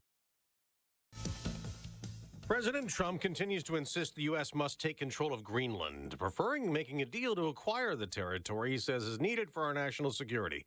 Greenland's leaders don't want that, nor does Denmark, which controls the island. Its foreign minister goes to the White House tomorrow to meet with Vice President Vance and Secretary of State Marco Rubio. Some of the president's fellow Republicans support him on Greenland, others do not. Congressman Randy Fine introducing a bill to authorize President Trump to take such steps as may be necessary to acquire Greenland and make it the 51st state. President Trump believes the island has significant minerals and a strategic location for national defense. House GOP Conference Vice Chair Blake Moore, though, doesn't believe the cost to acquire Greenland would make for a worthy investment. If you actually go and look at the information, the data, what it would require, I have not seen anything that would be a sensible approach. Moore points out the U.S. already has a military base, and the minerals would be hard to obtain because of the island's climate. In Washington, Ryan Schmelz, Fox News. In a few hours, President Trump will go to Detroit to make an address on the economy, and he'll tour a Ford manufacturing plant in Michigan. Later this hour, we'll get a report on inflation, the consumer price index for December. Ahead of that, on Wall Street, stock futures are falling the morning after modest gains. In the NFL playoffs, the Houston Texans advance, blowing out Pittsburgh. Here's an interception for good measure. And it was returned for a touchdown. The last score in the Texans' 30-6 win over the Steelers on ESPN in what could be Aaron Rodgers' final career pass. Rodgers, who's 42, said after the game he will not make an emotional decision about his future. As for the Houston Texans, they advance to play the New England Patriots next. I'm Dave Anthony. This is Fox News.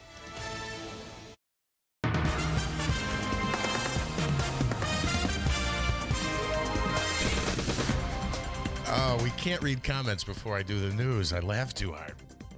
We have cloudy skies, 33 degrees. Good morning, I'm Jeff Manaski, WIBX 950 AM 92.3 FM news time is 8:05.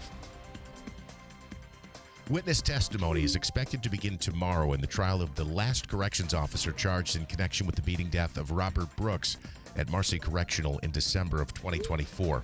Michael Fisher is charged with second-degree manslaughter. Of the 9 other former COs who were charged in the case, 5 pleaded guilty to manslaughter, 1 pled to gang assault, another was convicted of second-degree murder and manslaughter, and 2 were acquitted.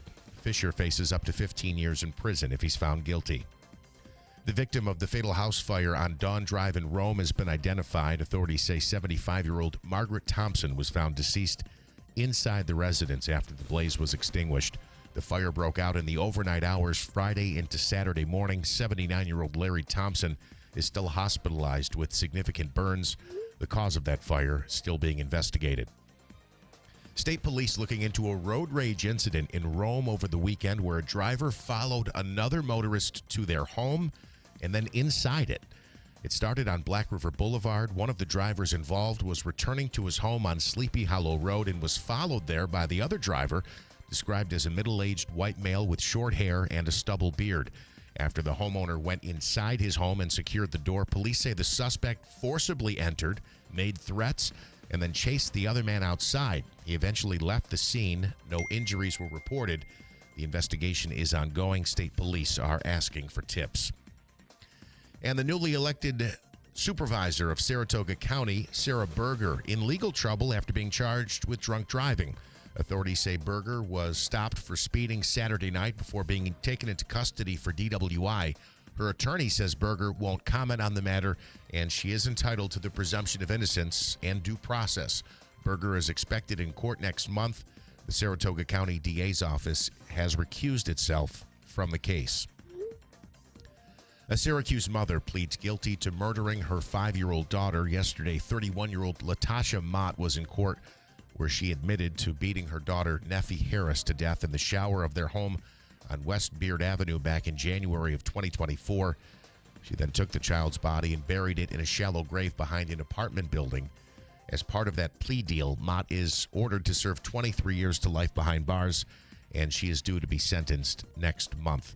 And Governor Kathy Hochul's State of the State address will come later today. The governor has already outlined some initiatives that she'll discuss, like online safety measures for minors, expanding pre-K to school districts that don't currently have it. And she's also expected to pledge more money for a program that helps low and moderate income New Yorkers with their energy costs. All the initiatives will be part of the new state budget, which has an April 1st deadline. WIBX 950 AM 92.3 FM news time is 8:08. Here's a look at your Weather Center forecast. 40-degree temperatures for the next couple of days, but change on the way. Back to snow showers here as we look ahead toward probably Wednesday night and Thursday. A lot of cloud today, maybe some sun, 40. Tonight in the mid-30s. North Country a little bit colder. Chance of showers. North Country may have some wet snow. A few showers around on Wednesday, near 40 degrees, and eventually back to snow showers for Thursday with a high in the mid-20s. I'm meteorologist Ray Stitchick at the Weather Channel, WIBX 950 AM and 92.3 FM. Right now, cloudy skies, 33 degrees at 8:09. All right, in sports, Aaron Rodgers threw a pick six. Then there was a sack fumble taken to the house for a touchdown. The Texans' defense was dominant, and they shut down Rodgers and the Steelers' offense. 30-6 your final last night in the final of the divisional round playoffs. Houston will stay on the road. Up next, they'll play New England. The Bills travel again this weekend as well. They're in Denver to take on the Broncos. On the NFC side, the 49ers knocked off the defending champion Eagles. That earns them a battle with the Seahawks in Seattle. And the Rams will take on the Bears from Chicago on Saturday night. Now, Rams quarterback Matthew Stafford will be trying to shake off an injury as he heads into Chicago. He sprained his index finger on his throwing hand, but says he will be ready to play against the Bears. John Harbaugh continues to be the hottest head coaching candidate in the NFL. On Monday, the Falcons announced they had completed an interview with the former Ravens coach. ESPN says Harbaugh has also conducted preliminary talks and extensive phone calls with the Giants, Titans, Browns, Raiders, and Cardinals. He's trying to determine which teams to meet with later this week before he makes a decision. The Nets beaten by the Mavericks last night, 113-105 in Dallas. Michael Porter Jr. had 28 points in the loss. The Knicks continue their 4-game road trip tomorrow. They visit the Sacramento Kings. The Knicks have won 2 of their last 3 entering tomorrow's battle. If you want to watch Syracuse basketball, maybe you should take a nap this afternoon. The Orange at home in the JMA Wireless Dome tonight. They play Florida State. The game tips off, Smitty, at 9 o'clock. 9 o'clock. 9 o'clock. 9 o'clock. 9 o'clock. It's on the ACC network. I got to tell you, I'm thinking about football, and it was just kind of making me feel like it is the gladiators of our modern time. You know who? who? Think about it. Football. You know, and hold tight. And what I mean by that is, Davis is out. He's got a torn Achilles. That's what I was going to say. I feel sorry for him. He's out. He just came back after that He's out, injury right. from Jacksonville last year, and now the Bills signed him. Now he's out again. Poor guy. I feel sorry for him. Trying to tell a joke, but you've clearly gotten in the way of that, Davey, and I won't tell it anymore. Okay, go ahead. I'm sorry. No, Totally. it's all right. I'm sorry. It's all right. But it is kind of like gladiators, right? You when they would send people out, it's like, oh, the lion got Spartacus. It's all over with for now. Yeah, it's lost its moment. So no worries, Dave. The bench ready? Do your job. We got a man coming off the bench. Get out there, Flemma. You get to Marcus. I'm looking up names here. Maximus, Lucius. Get out there. You can do it. You can do it. Yeah. Your turn to try to tame the lion. I have a lot of comments. Holy moly. And Lance, what is he saying? Okay. You want me to start with Lance? Yeah. Oh, Lance is in a great mood this morning. Okay. So when you were speaking with our guest, Chanda King, who is a candidate for the 118th Assembly District, she mentioned homeschooling. And Lance commented, homeschooler. Bill's against her now. Here we go. And then he said, I have no problem with I have no problem with homeschooling. If you want to homeschool your kid, there's a couple things here. You absolutely have the right to do that. I don't know of any movement in New York State trying to remove homeschooling. A parent has a constitutional right to, your kid doesn't have to have a vaccine at age 4. Then you just won't be able to send them to public school, and you're going to have to come up with another option. Otherwise, your kid has to, in order to go to the school, your kid must have the vaccine. In order to drive on the highway, you could be ticketed if you go over 60 miles an hour or whatever the speed limit is. There are rules and there are things, but I don't know of any movement in New York State to remove a parent's right to homeschool. I know of, if somebody can show me, and there may be some crazy person sitting on the council and somewhere in Manhattan that has this bright idea, but I don't know of any legitimate movement. Is he still commenting? Any legitimate movement, Lance? And first of all, and go ahead. So he said, I responded to him during the conversation. He said, lecture time. I love it when he lectures the guests. So it's not lecturing. It's not lecturing. It's setting the record straight. And then he replied, if you say so. He said, I actually agree with you on the subject, but your trigger points are easy to see. No doubt. And then he said, I just heard Josh Allen was homeschooled. Bill will be a Patriots fan by tomorrow. Again, I'm not against homeschooling. Do you want Easy? Easy was commenting as well. Not against homeschooling at all. Okay. I think I give parents a great deal of credit. If you're homeschooling your kid, that is a major job because you still have to put them through all of the test. They still have to hit the benchmarks, all of the testing, all of that. It can't be educated to your satisfaction. Yeah. You know what I mean? There's still state requirements. Yeah. If you want them to have degrees and things like that. And I'm okay with those state mandates. You have to have some sort of a graduation, certification, all that stuff. Yeah. Okay, so this is Easy and Ilian. He says this is a follow-up to the Dr. Hall segment. He said we have a large jump in myocarditis, and all of a sudden we have something called long COVID that didn't come from your shot or vaccine, right? okay, it's something we've had forever. Long COVID came from you probably had COVID and didn't even know you had it. There are many people that had COVID. I have a family member in our family. That's where family members are. I don't know if you know that. They're in our family. And I am telling you, he had COVID, and you never would have known it. He didn't know it. Well, not only that. It was one of those things where he had to go get tested in order to go to an event, and he tested twice positive. He was positive for COVID, and at that time had to, shelter or whatever we were doing back then. But the long COVID thing, you can get from having COVID.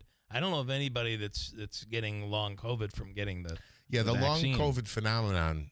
And the other thing is, can't taste, can't smell, came before the vaccine. My wife could not taste for over a year. She couldn't taste anything. Some say she had no taste. It was shortly after our marriage. He says, okay, it's something we've had forever, a disease that was never there until we started receiving and mandating you get these vaccines and shots to work in facilities. But again, long COVID predates long COVID the vaccine. Predates the vaccine. Come on. Come on, easy. Come on, man. Anything else? I do have I have one here. This is Ken from Bridgeport. Oh, we've not had Ken before. I don't think we have, no. I heard there have been incidences where people have been injured in car accidents. Therefore, I'm deciding maybe I should never drive my car. There's no doubt you should be vaccinated. And Ken in Bridgeport says this candidate is worthless. Well, that's a little harsh. That's a little harsh. I did like her quote. I really did. It caught me. Here's the good news, Ken. You're in Bridgeport. You can't vote for or against her. Oh. She's not even in your district, so you don't have to worry about it. Any others you want to squeeze in? I don't have another one at the moment. Let me see if I got one from Mike just quickly, because he's always putting in the he said, no, his last one was, Joe. Here's one from Joe. We watched the first episode of the second season of The Pit last night. It was very good. Joe, I'm sure you'll agree with me. It was massively graphic. At one point, my wife said, do we really, I understand you want to make this show realistic, but do we really need to see this? I mean, it was unbelievable. You can't watch this show. I probably couldn't. You can't. There's other shows I can't watch, though, either. Yeah. I guess I'm not going to get into it. We have one more comment. It is here. You guys need to remove the Keeler Christmas Eve extravaganza. I'll get that. It's on the top of the screen. Jules says they're trying to get rid of homeschooling. Where? I do not know.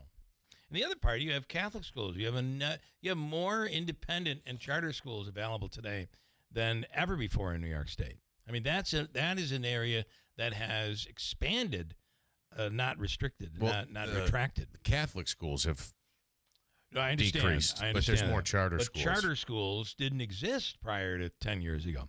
So, and with the charter school, if the student comes at the state aid or the tax dollars follow the student. So if it's a student from Utica going to a charter school in Frankfurt, Utica gives up that tax money for that student and gives it to the charter school. So there are many rules that are that really support whether it's homeschooling or charter schools or private schools. Anything else? We're good. The Falcon Clinic in Washington Mills, the area's premier. Feel free to call if you want to complain or whatever. 315-736-0186 is the phone number. The Falcon Clinic in Washington Mills is the area's premier osteopathic medical clinic. And right now, as we speak, after a bit of a lull in the action, they are accepting new patients. Now, Dr. Cheryl Mattern, Dr. Kosminski, Dr. Zielinski, Dr. Shemaleski, all of these physicians under one roof offering all sorts of different services. Acupuncture to the osteopathic approach to family doctor, whatever it is you need, they have it at the Falcon Clinic. And that could even include a second opinion or taking advantage of OMT, osteopathic manipulation treatment, which really makes sure everything in your body is flowing properly so you have the best chance at being healthy starting on day one. That is after you have the treatment anyway. Like I know someone who's having a huge problem with a toothache, and they've gone to the dentist, they've gone to a surgeon, and nothing, no tooth problem whatsoever, except the nerve from that tooth is near the sinuses. So as their sinuses expand, causes a toothache. A great way to solve that, OMT with the Falcon Clinic. It can help keep those sinuses flowing without medicine so that you can not have your toothache. Does that make sense? The Falcon Clinic in Washington Mills. Manaski is smirking, which means there's another comment from Lance and Lee. I'm sorry. Anything else, Lance? What else? Hit me with your best shot. Bill's wife will give him a cookie tonight for setting the record straight. To be honest with you, I hadn't even read the comment yet. I just knew it was going to be another poke. It was coming. It was going to poke. Joe Joseph, during the pit, I shut my eyes during those scenes. I did too. I had to look the other way. It's so graphic. But, man, the show is just so good. 8:21, stand by. Coming right back. My name is Whitney Allen. I am a widow. My husband, Ryan, died. We never thought in a million years we'd have to use life insurance. The unexpected happened. With Ethos, it is so fast and easy. It's 100% online. You can get a quote in seconds, apply in minutes, and get same-day coverage. No medical exams, and you can get up to $3 million worth of coverage through Ethos. Get your free quote at ethos.com/term. That's ethos.com/term. Time spent on application may vary. Online health questions required. With snow piles up in central New York, you still got work to do. Get it done with Bobcat from Warner Sales and Service. Bobcat skid steer loaders, truck loaders, and excavators cut through deep snow, slippery streets, and frozen job sites with ease. They're fast, tough, and built for upstate winters, delivering soft traction, low ground disturbance, and all-day comfort. From streets and sidewalks to driveways and lots, nothing clears like a Bobcat. Push it to the limit this winter with Bobcat from Warner Sales and Service. Visit WarnerSS.com. Brought to you by Tallman's Tire and Auto Repair, located in Utica, Yorkville, Rome, and Herkimer, and online at tallmanstire.com. Possibility starts with the right financial solutions from AmeriQ Credit Union. Get started today at ameriq.org/possibility. Hurt in a car? Call William Attar. 315-444-4444. Need a new bed? Don't wait for your tax return. Mattress Express has 1 year, no interest, no money down, and no payments for 90 days for qualified buyers. Stop into any store or apply online at mattressexpressny.com. Welcome to the most wonderful time of the year, when millions of Americans open their credit card statements, scream in terror, and start looking for new ways to save money. If that's you, why not cut your wireless bill in half with a saver plan from Pure Talk? You'll get unlimited talk, text, and 3 gigs of high-speed data on a super fast 5G network for just $20 a month. Ho, ho, ho. Just dial pound 250, say micro, and Pure Talk's U.S. customer service team will help you switch in minutes. Again, talk, text, and data for just $20 a month. The new year brings new health goals and wealth goals. Protecting your identity is an important step. Your info is in endless places that could expose you to identity theft, leading to lost funds. LifeLock monitors millions of data points per second. If your identity is stolen, our restoration specialists will fix it, guaranteed, or your money back. Resolve to make identity health and wealth part of your New Year's goals with LifeLock. Save up to 40% your first year with promo code NEWS. Visit lifelock.com. Terms apply. It's the NFL Conference Championships Tailgate Party, Sunday, January 25th, 1 till 5 at Waterfront Grill, Herkimer. A full tailgate buffet, drinks, multiple TVs, and over 50 auction prizes like New York Giants tickets, 5 tickets to a Buffalo Bills game, plus a pair of tickets to see Jimmy Taylor, February 7th at the Rome Capitol. $30 tickets benefit the Great American Heart Running Walk, Little Falls Hospital, Herkimer County Humane Society, and Real Men Get Tested for Cancer. Sunday, January 25th, 1 to 5 at Waterfront Grill, Herkimer. From WIBX 950 at 92.3 FM. I make my living on the radio. No, no. Talking about stuff y'all already know. No, no. Politics, potholes, ice and snow. We got dirty laundry in Utica on. We got the council members being sued. No, no. KDILO's not being rude. No, no. She's just questioning the mayor's every move. I think she wants to be the mayor someday soon. And then they kick them when they up, kick them when they down, kick them when they're running for mayor in town. Kick them when they're right, kick them when they're wrong. We just love that dirty laundry song. Ken Rocha taking down the GOP. Making money off you and me. He wants county leaders kissing his ring. He thinks he's Trump now, that's a dream. You don't really need to know the truth. Just need a click and a juicy scoop. Tell a lie over and over again. People start to think the lies you tell are real. Kick them when they're up, kick them when they're down. Kick them on Gina C, kick them here in town. Kick them when they're caught with their pants down. We love our dirty laundry in this little town. So listen to what I say. When some a-hole gets in your face, tries to tell you the smut they spew is absolutely the freaking truth. Just look them in the eye, then walk away. You deny your dirty laundry won't work with me. You're a loser on your best day. Kick them when they're up, kick them when they're down. Kick them on Gina C, kick them here in town. Kick them when they're caught with their pants down. We love our dirty laundry in this little town. Kick them when they're up, kick them when they're down. Kick them on Gina C, kick them here in town. Kick them when they're caught with their pants down. We love our dirty laundry in this little town. WIBX. This is Keeler. WIBX 950 and 92.3 FM. Now back to the Keeler Show. Our latest little dirty laundry song for Utica, Rome, and the Mohawk Valley. By the way, people are asking already who performed that song, and I believe it was the latest rap song from the Sticker Mule CEO, wasn't it? That was Sticker Mule guy. It was. No, it was not. It wasn't. But he's got some Trump rap songs out there. I don't know if you've heard. He does. We got to play some of those. He is a Trump lover, and I'm not sure on Sticker Mule guy. It's the part. I'm not sure he gets the same love back from President Trump. Now, he'll tell you he does. Yeah. But I'm just telling you, I don't believe that's true. I think whoever wrote that last song should write some of his rap material, because I went and listened to the songs, at least one of them. Writing is not an easy thing to do, right? I mean, you just... It wasn't a good song. Yeah. It was a bad song. Okay. I want to get into a little... Do you want to know the odds for this weekend? Who's favored? Who's... Well, I'll tell you right now, I'm shocked. The Bills opened as a favorite. I don't know if that's changed. Are 1.5-point favorites. I'm shocked. 1.5-point favorites over the Denver Broncos right now. That's a mistake, and I'm telling you, if that stays on Saturday, I'm betting on the Broncos. The Bills were favorites. They were this weekend. I know. I keep calling them underdogs. I did think the Bills would win that game. The Bills were an underdog for Tony Romo. Romo had them packed and heading back to Buffalo all game long. And even when the game was over, he said, I feel so bad for Jacksonville because they are so good they should have won this game.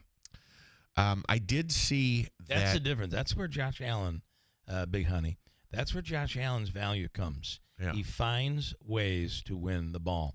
Win the game. They did a quarterback sneak. Did you see that quarterback sneak? It went like 12 yards. Well, maybe 11.5 because it didn't go across the goal line. It just didn't stop. This guy has that ability that you don't see in your normal quarterback. Yeah, no, I think he's kind of in a category all his own when it comes to being able to batter linebackers and other big guys. But let me say, they're all talking about Josh Allen winning that game. I really think the winner of the Bills game against Jacksonville was the one part of the Bills game that's not really ranked all that well. I believe it was the defense that won that game. Well, the two interceptions. I think Trevor Lawrence lost that game. Yeah, well, you can look at it that way.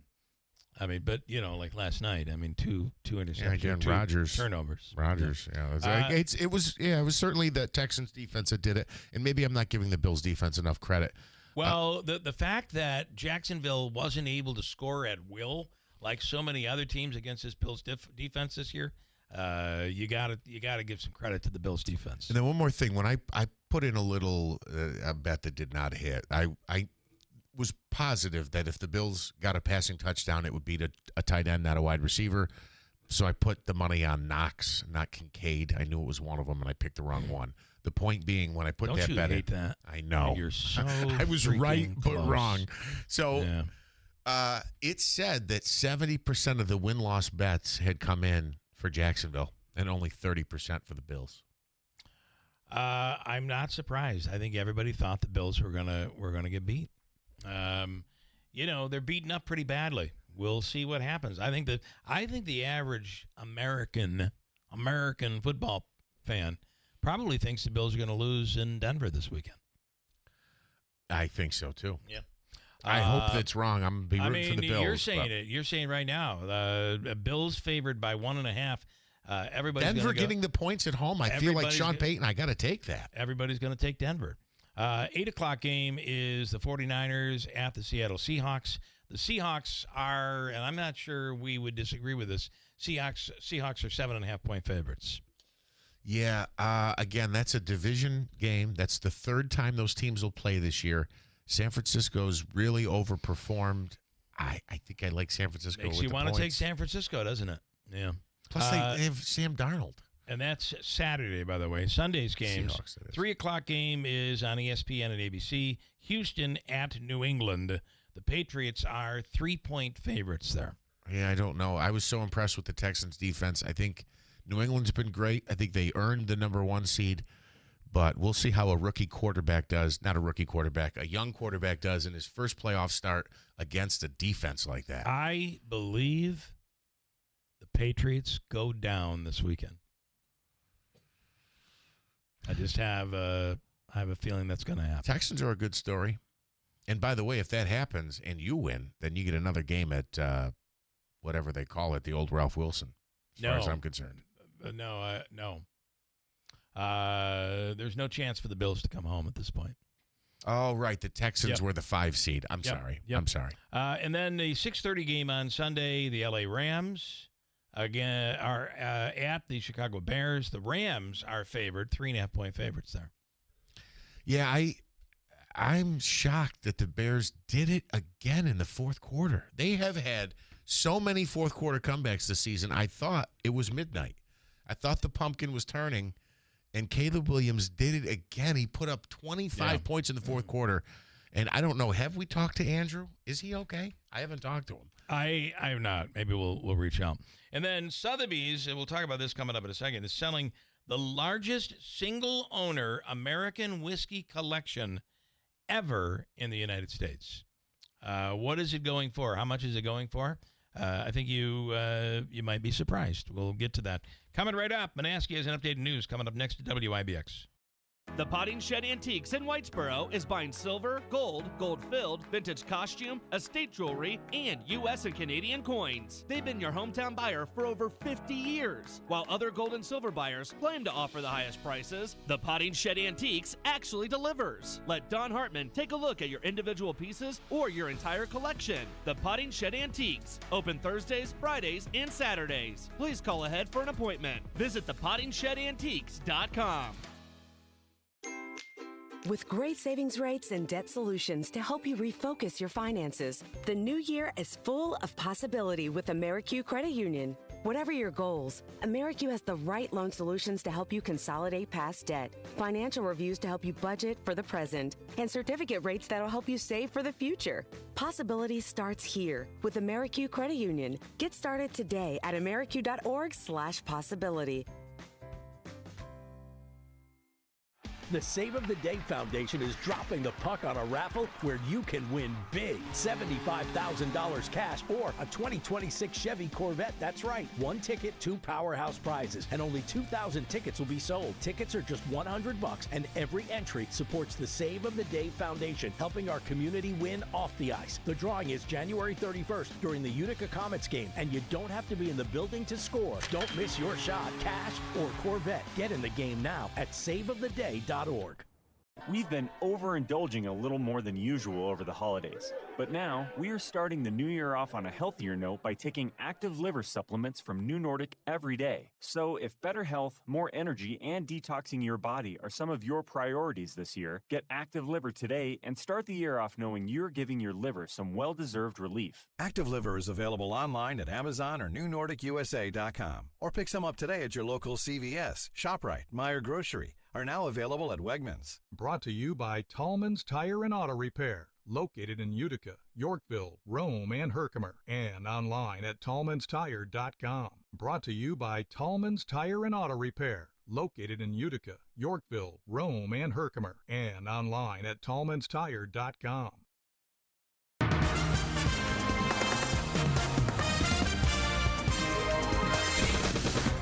We have cloudy skies and 33 degrees. Good morning. I'm Jeff Manaski. WIBX 950 AM, 92.3 FM news time is 8:36. The Clintons could face contempt of Congress charges if they fail to show for a House committee hearing in the Jeffrey Epstein investigation. Former President Bill Clinton and former Secretary of State Hillary Clinton were originally ordered to appear before the GOP-led committee in December, but asked to get that date pushed back until today. Now a committee spokesperson says neither has confirmed they will appear. Congressman Jim Comer, the chairman of the panel, said he'll slap them with contempt charges if they don't show.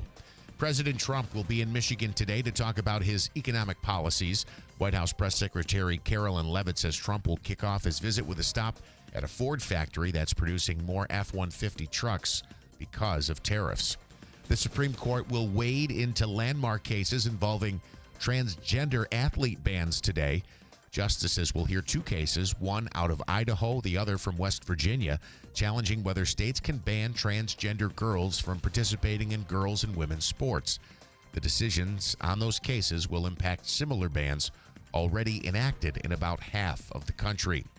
Google parent company Alphabet is the latest company worth $4 trillion. The company reached the $4 trillion market evaluation yesterday, when shares jumped by about 1%. And a former Mexican cartel kingpin will be sentenced to life in prison today in New York City. Ismael Garcia, also known as El Mayo, who led the Sinaloa cartel with El Chapo, pleaded guilty last year and apologized for flooding the U.S. with cocaine and other illicit substances. WIBX 950 AM, 92.3 FM news time, 8:37. Here's a look at your Weather Center forecast. 40-degree temperatures for the next couple of days, but change on the way. Back to snow showers here as we look ahead toward probably Wednesday night and Thursday. A lot of cloud today, maybe some sun, 40. Tonight in the mid-30s. North Country a little bit colder. Chance of showers. North Country may have some wet snow. A few showers around on Wednesday, near 40 degrees, and eventually back to snow showers for Thursday with a high in the mid-20s. I'm meteorologist Ray Stitchick at the Weather Channel, WIBX 950 AM and 92.3 FM. Cloudy skies, 33 degrees at 8:38. I want to just say there's a little betting breaking news. Yeah. That moved very quickly. So the Bills were, 1-point favorites? 1.5 point favorites. Yeah. And the line has just changed. So explain what that means. Yeah, so essentially you'll see a line move. I think our man Scott would be more of an expert to talk about this, but the point being, in order for the amount of bets that have to come in, the amount of money that has to come in to move a line, so if it's 6 and it goes to 6.5 or 7.5, a tremendous amount of money has to come in just to move it a half a point. It's moved 3 points from the Bills -1.5 to the Bills now +1.5. And I know it's only a point and a half. So if you're betting the game, I've got +1 here. You've got I on DraftKings and on this Vegas Insider website, I've got 1.5. And it'll vary by book. Again, it depends on how much money, how much action they're getting on those games. Two sites here, both +1. But either way, very, very close. It's a significant swing. You may see that swing still again as time goes on. I don't know. Does that make you lean towards the Bills? Yeah, I want to bet the Bills. I want to be cheering for the Bills. Maybe I won't put any money and I'll just watch the game. Maybe I could do that. I find that sometimes you put money on a game and you just get so focused on that you don't watch the game anymore. Well, I'll tell you right now. You don't watch it the same way. I bet peanuts, right? I mean, I just do it. So I bet $10 on the Packers Saturday night, and the problem is spoiled a great comeback for me. Yes, I would have had a great, and I was going, no, man. I mean, it's only $10. Obviously, you want to win. Yeah. But I was, it kind of spoils it for you a little bit if you don't come up on the winning side. So I got one more for you. The Patriots Texans. That was 3. It's now the Texans plus 2.5, which means based on their performance last night, a lot of money is coming in on Houston. So the line is dropping a little bit. I'm still showing New England -3. You got 3 there. On DraftKings, I've got 3 still. On this Vegas Insider's down to 2.5, though. You'll see a lot of that, and you kind of shop around. You can also move the spread based on your bet, right? You can buy. It'll change half your a odds. point or whatever. Yeah, you can actually you could buy up to 6.5, 7 points. Yeah. Okay, on the line, Davey. A little introduction here because Colgate's moving really well once again in college basketball. Yeah, Bill. They're 9-8 overall, 3-1 in Patriot League, coming off a heart-fought victory, last second victory on Saturday, and Coach Matt Langle is on the line. So they won or they lost? They lost. They lost. 78-77 to Lehigh. Yeah. Coach Matt Langle, good morning. Thanks so much for coming on. Always great to be with you guys in the morning. So, it's all competitive. But you're in the grind right now. We're in January. This is true. We're in January, and it is a grind for our league. It's mostly Wednesdays and Saturdays, and you get Sunday off, and then you recharge the troops. We're not yet back in classes, so it's kind of nice as a coach. You get a chance to work with them in the morning. You don't have to wait till 4:30, 5 o'clock in the afternoon. And I've been on a pretty regular schedule, slipped up a little bit over the weekend, up 5 minutes left. And they scored 11 points in the last 4 possessions. Hard to do, but right back at it. Long trip to Loyola, Baltimore midweek. And, hopefully we can get back to our winning ways. So how do you handle that as a coach? You're coming in with under a couple minutes to play, and you're in the lead, and you give up that lead. How do you deal with your players on that? Yeah, the aftermath, it's always process based. It's, especially at this time of the year, to be honest, after, as a coach, you torment yourself and you watch, every play throughout the whole 40 minutes over and over and over again, just, saying what could we have done a little bit different, because winning is so hard to do in conference play. But, I think sometimes you need games like this to really grab attention. We had won 3 close games. We hadn't been playing our absolute best. And, when you get into February and March, that's the team that's going to win. In a league like ours, the team that's playing its best. So maybe use it as a chance to not just talk about late game, clock management, game, time and score situations, but really try and hope you grab the group's attention to, the details that are going to help you play your best over, make another jump as a group here in January. Traditionally, you guys have been very successful with the outside shot. And you feel that's the same this year, relying on the 3-point shot? Yeah, interesting enough, no would be my answer. I mean, we're built a little bit differently. We do have an undersized center who is a weapon. He's not shooting a great percentage, but he's a threat, so it changes the defense a little bit. We've got a really good freshman from the Boston area named Andrew Alexienko, who's a rugged, physical. He can make an open 3-point shot, but he's not necessarily that prototypical stretch forward that we've had that, shoots 40%. And then we have a really, really dynamic, super fast. I mean, when we played Syracuse 2 years ago, he's been the fastest guy on the court every game we played, Michigan State, Illinois, Florida. And he's just a blur, in the full court in transition. So really attacks the basket, attacks the paint. So we do shoot some open 3-point shots. I think that's college basketball. Rarely are you going to find anybody who doesn't shoot open ones. But, we've been relying on more 2-point field goal percentage shots. And, we're shooting them at a good rate. So just trying to stay balanced in that space, on the offensive end. Your thoughts on Loyola tomorrow night? That's a 7 o'clock game tomorrow night.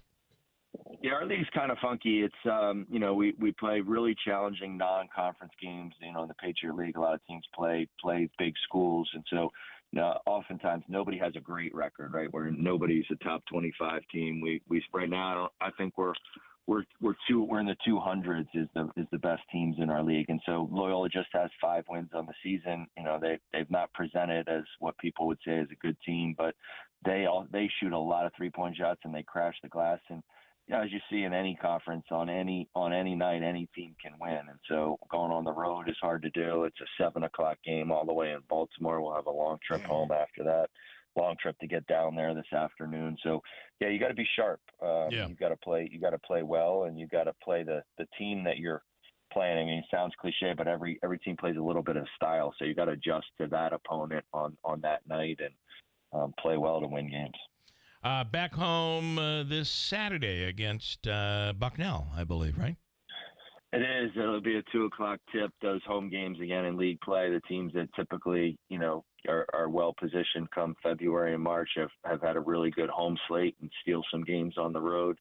So for us, we let one get away this past weekend coming home against Bucknell, a team that's played us tough in years past.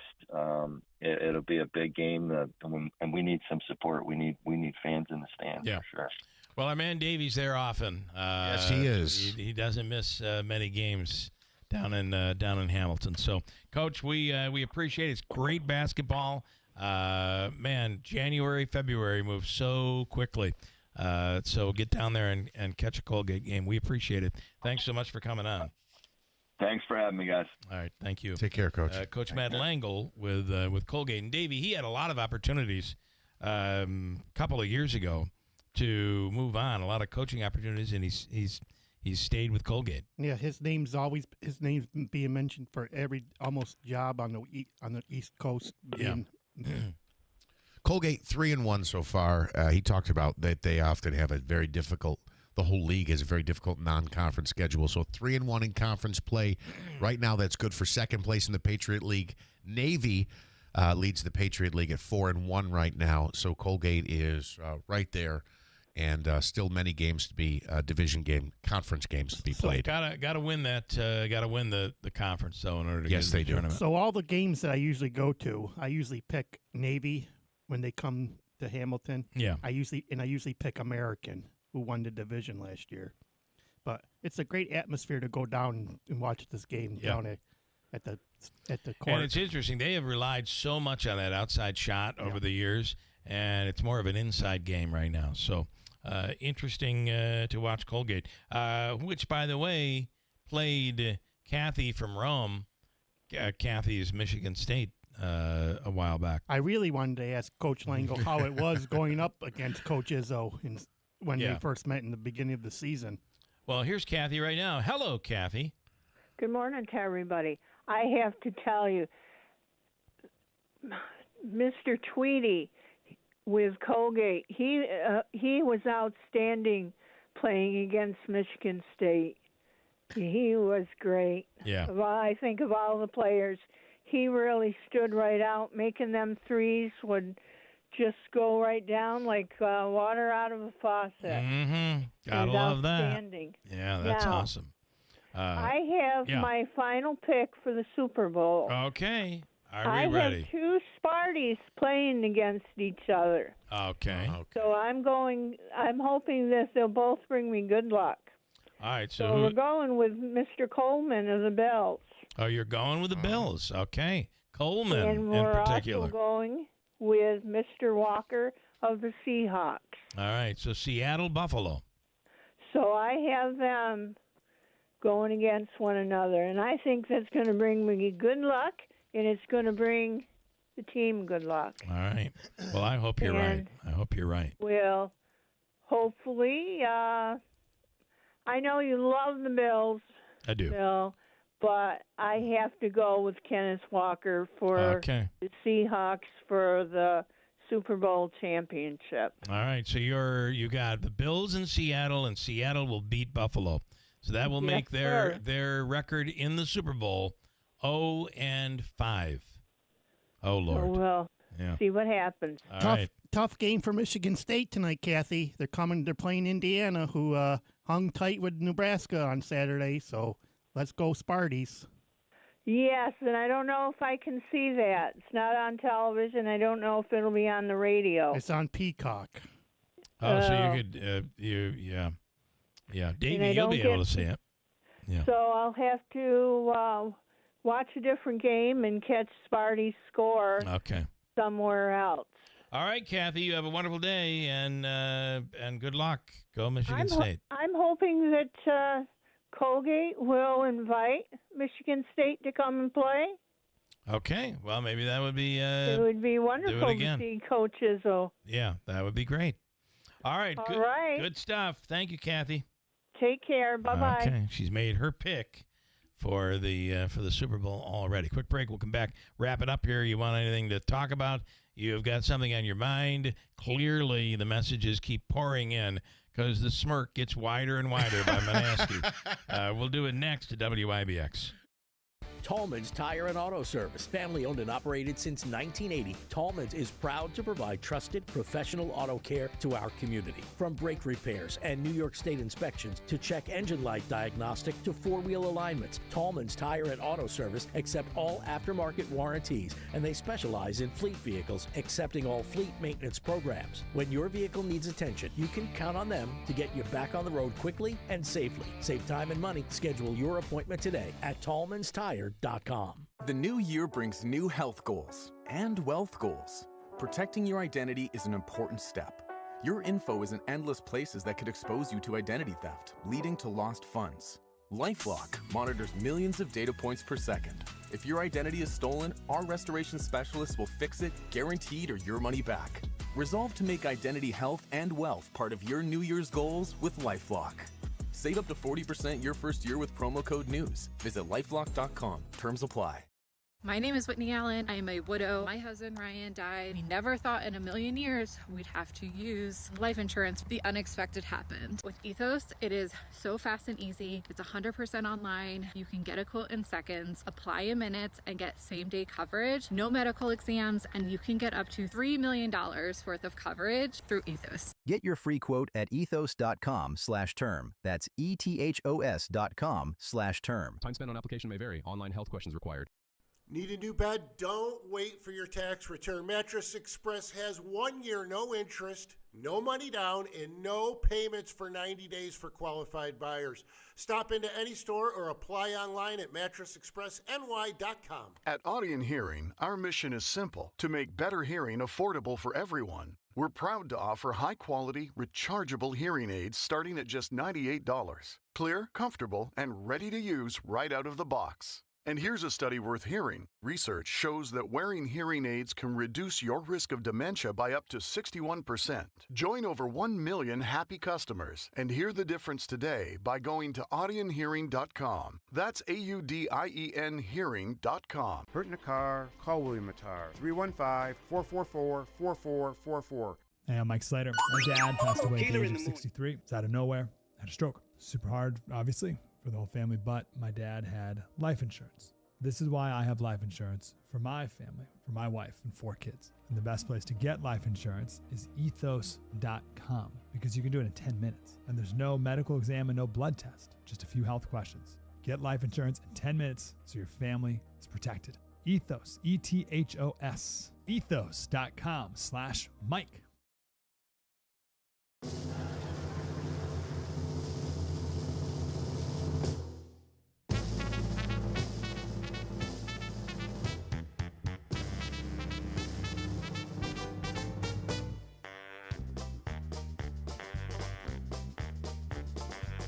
It's time to start the program. It's time to earn our pay. It's time to meet the people on the Keeler Show today. It's time to read the news and weather. Time to figure out what to say. It's time to turn the channel of the Keeler Show today. Why do we always listen? Keeler's always in the know. It makes me want to call him and tell him where to go.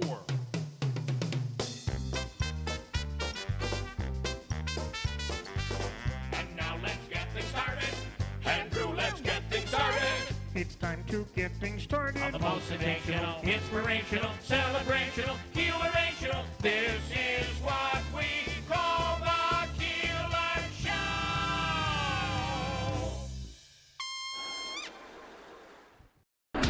WIBX. This is Keeler. WIBX 950 and 92.3 FM. Now back to the Keeler Show.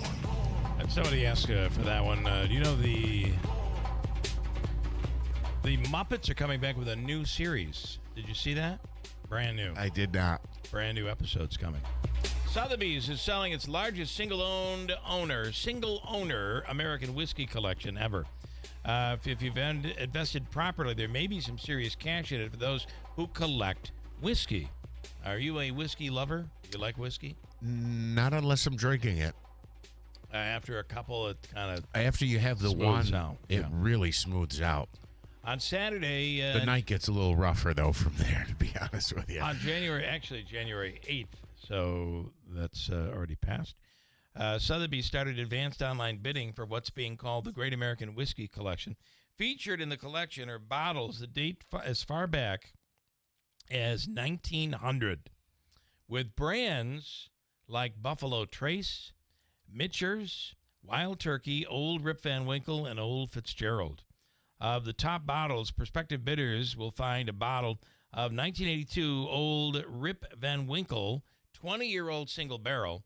Only 60 bottles were ever produced. Estimates for that bottle alone range, are you ready? From $70,000 to $100,000. Wow. As a whole, this collection is predicted to sell for a grand total of between $1.17 million and $1.68 million. Can you imagine your great-grandfather passes away, your grandfather passes away, and he's like, I'm leaving my whiskey collection to you. And you're like, oh, great. What am I going to do with that? I don't even drink whiskey. Then you find out it's worth over $1 million, heading upwards of $2 million. So it makes it the most valuable collection of American whiskey ever sold. And it'll be January 24th, I have here as the auction. They're starting on the 8th. You can, I guess, pre-bid. I don't know. Okay. So how do they word it? They started advanced online bidding for the Great American Whiskey Collection. Advanced online bidding. Yep. What are the rules for apartment washing machines? None of us have to deal with that. Well, these days, you can't take the neighbor's girlfriend's underwear out of the washing machine. That is a no-no. If you start getting into people's stuff, that's a no-no. That actually happens. I think it happens more than you know. Yeah, and it was an awkward conversation they have to have with the guy. And they say there's a health benefit to jumping up and down every day. It actually helps your heart. It's a blood flow. So when you get up in the morning, jump up and down. Gotta go. Was that it? That's it. Kill Meat is next. Are you having a hard time making it through a day of work without foot pain or discomfort with things that used to be simple like walking the dog? You may be thinking there's no way that something as simple as the Good Feet store can help you, like Bill. My feet would just ache, my back would hurt, my ankles, everything just hurt. And I'd seen the commercial several times before I finally said, I'm going to do this. And I'll be darned if it didn't work. I feel a million times better than I ever did. Another satisfied customer of the Good Feet store is Wendy. Since wearing my arch supports from the Good Feet store, my back pain is gone and my feet don't hurt as much. And as I look into the future without pain, I see myself being even more adventurous, joyful, and full of possibility. Come to the Good Feet store today for your free fitting and test walk. We're in your neighborhood. Find the location nearest you and book your appointment at goodfeet.com. Good Feet arch supports are HSA and FSA eligible. Discover your options at the Good Feet store. Are you sick of being just a number or doing a mindless job? Become a craftsman in a trade. Become an IBEW electrician. The IBEW and the Electrician Training Alliance will give you all the tools necessary at their state-of-the-art training facility. Earn as you learn. Paid training while you get your certification. What are you waiting for? Become an IBEW Local 43 electrician. Call or go online today to learn more. Find your career at IBEW and let the Electrician Training Alliance light up your future. The new year brings new health goals and wealth goals. Protecting your identity is an important step. Your info is in endless places that could expose you to identity theft, leading to lost funds. LifeLock monitors millions of data points per second. If your identity is stolen, our restoration specialist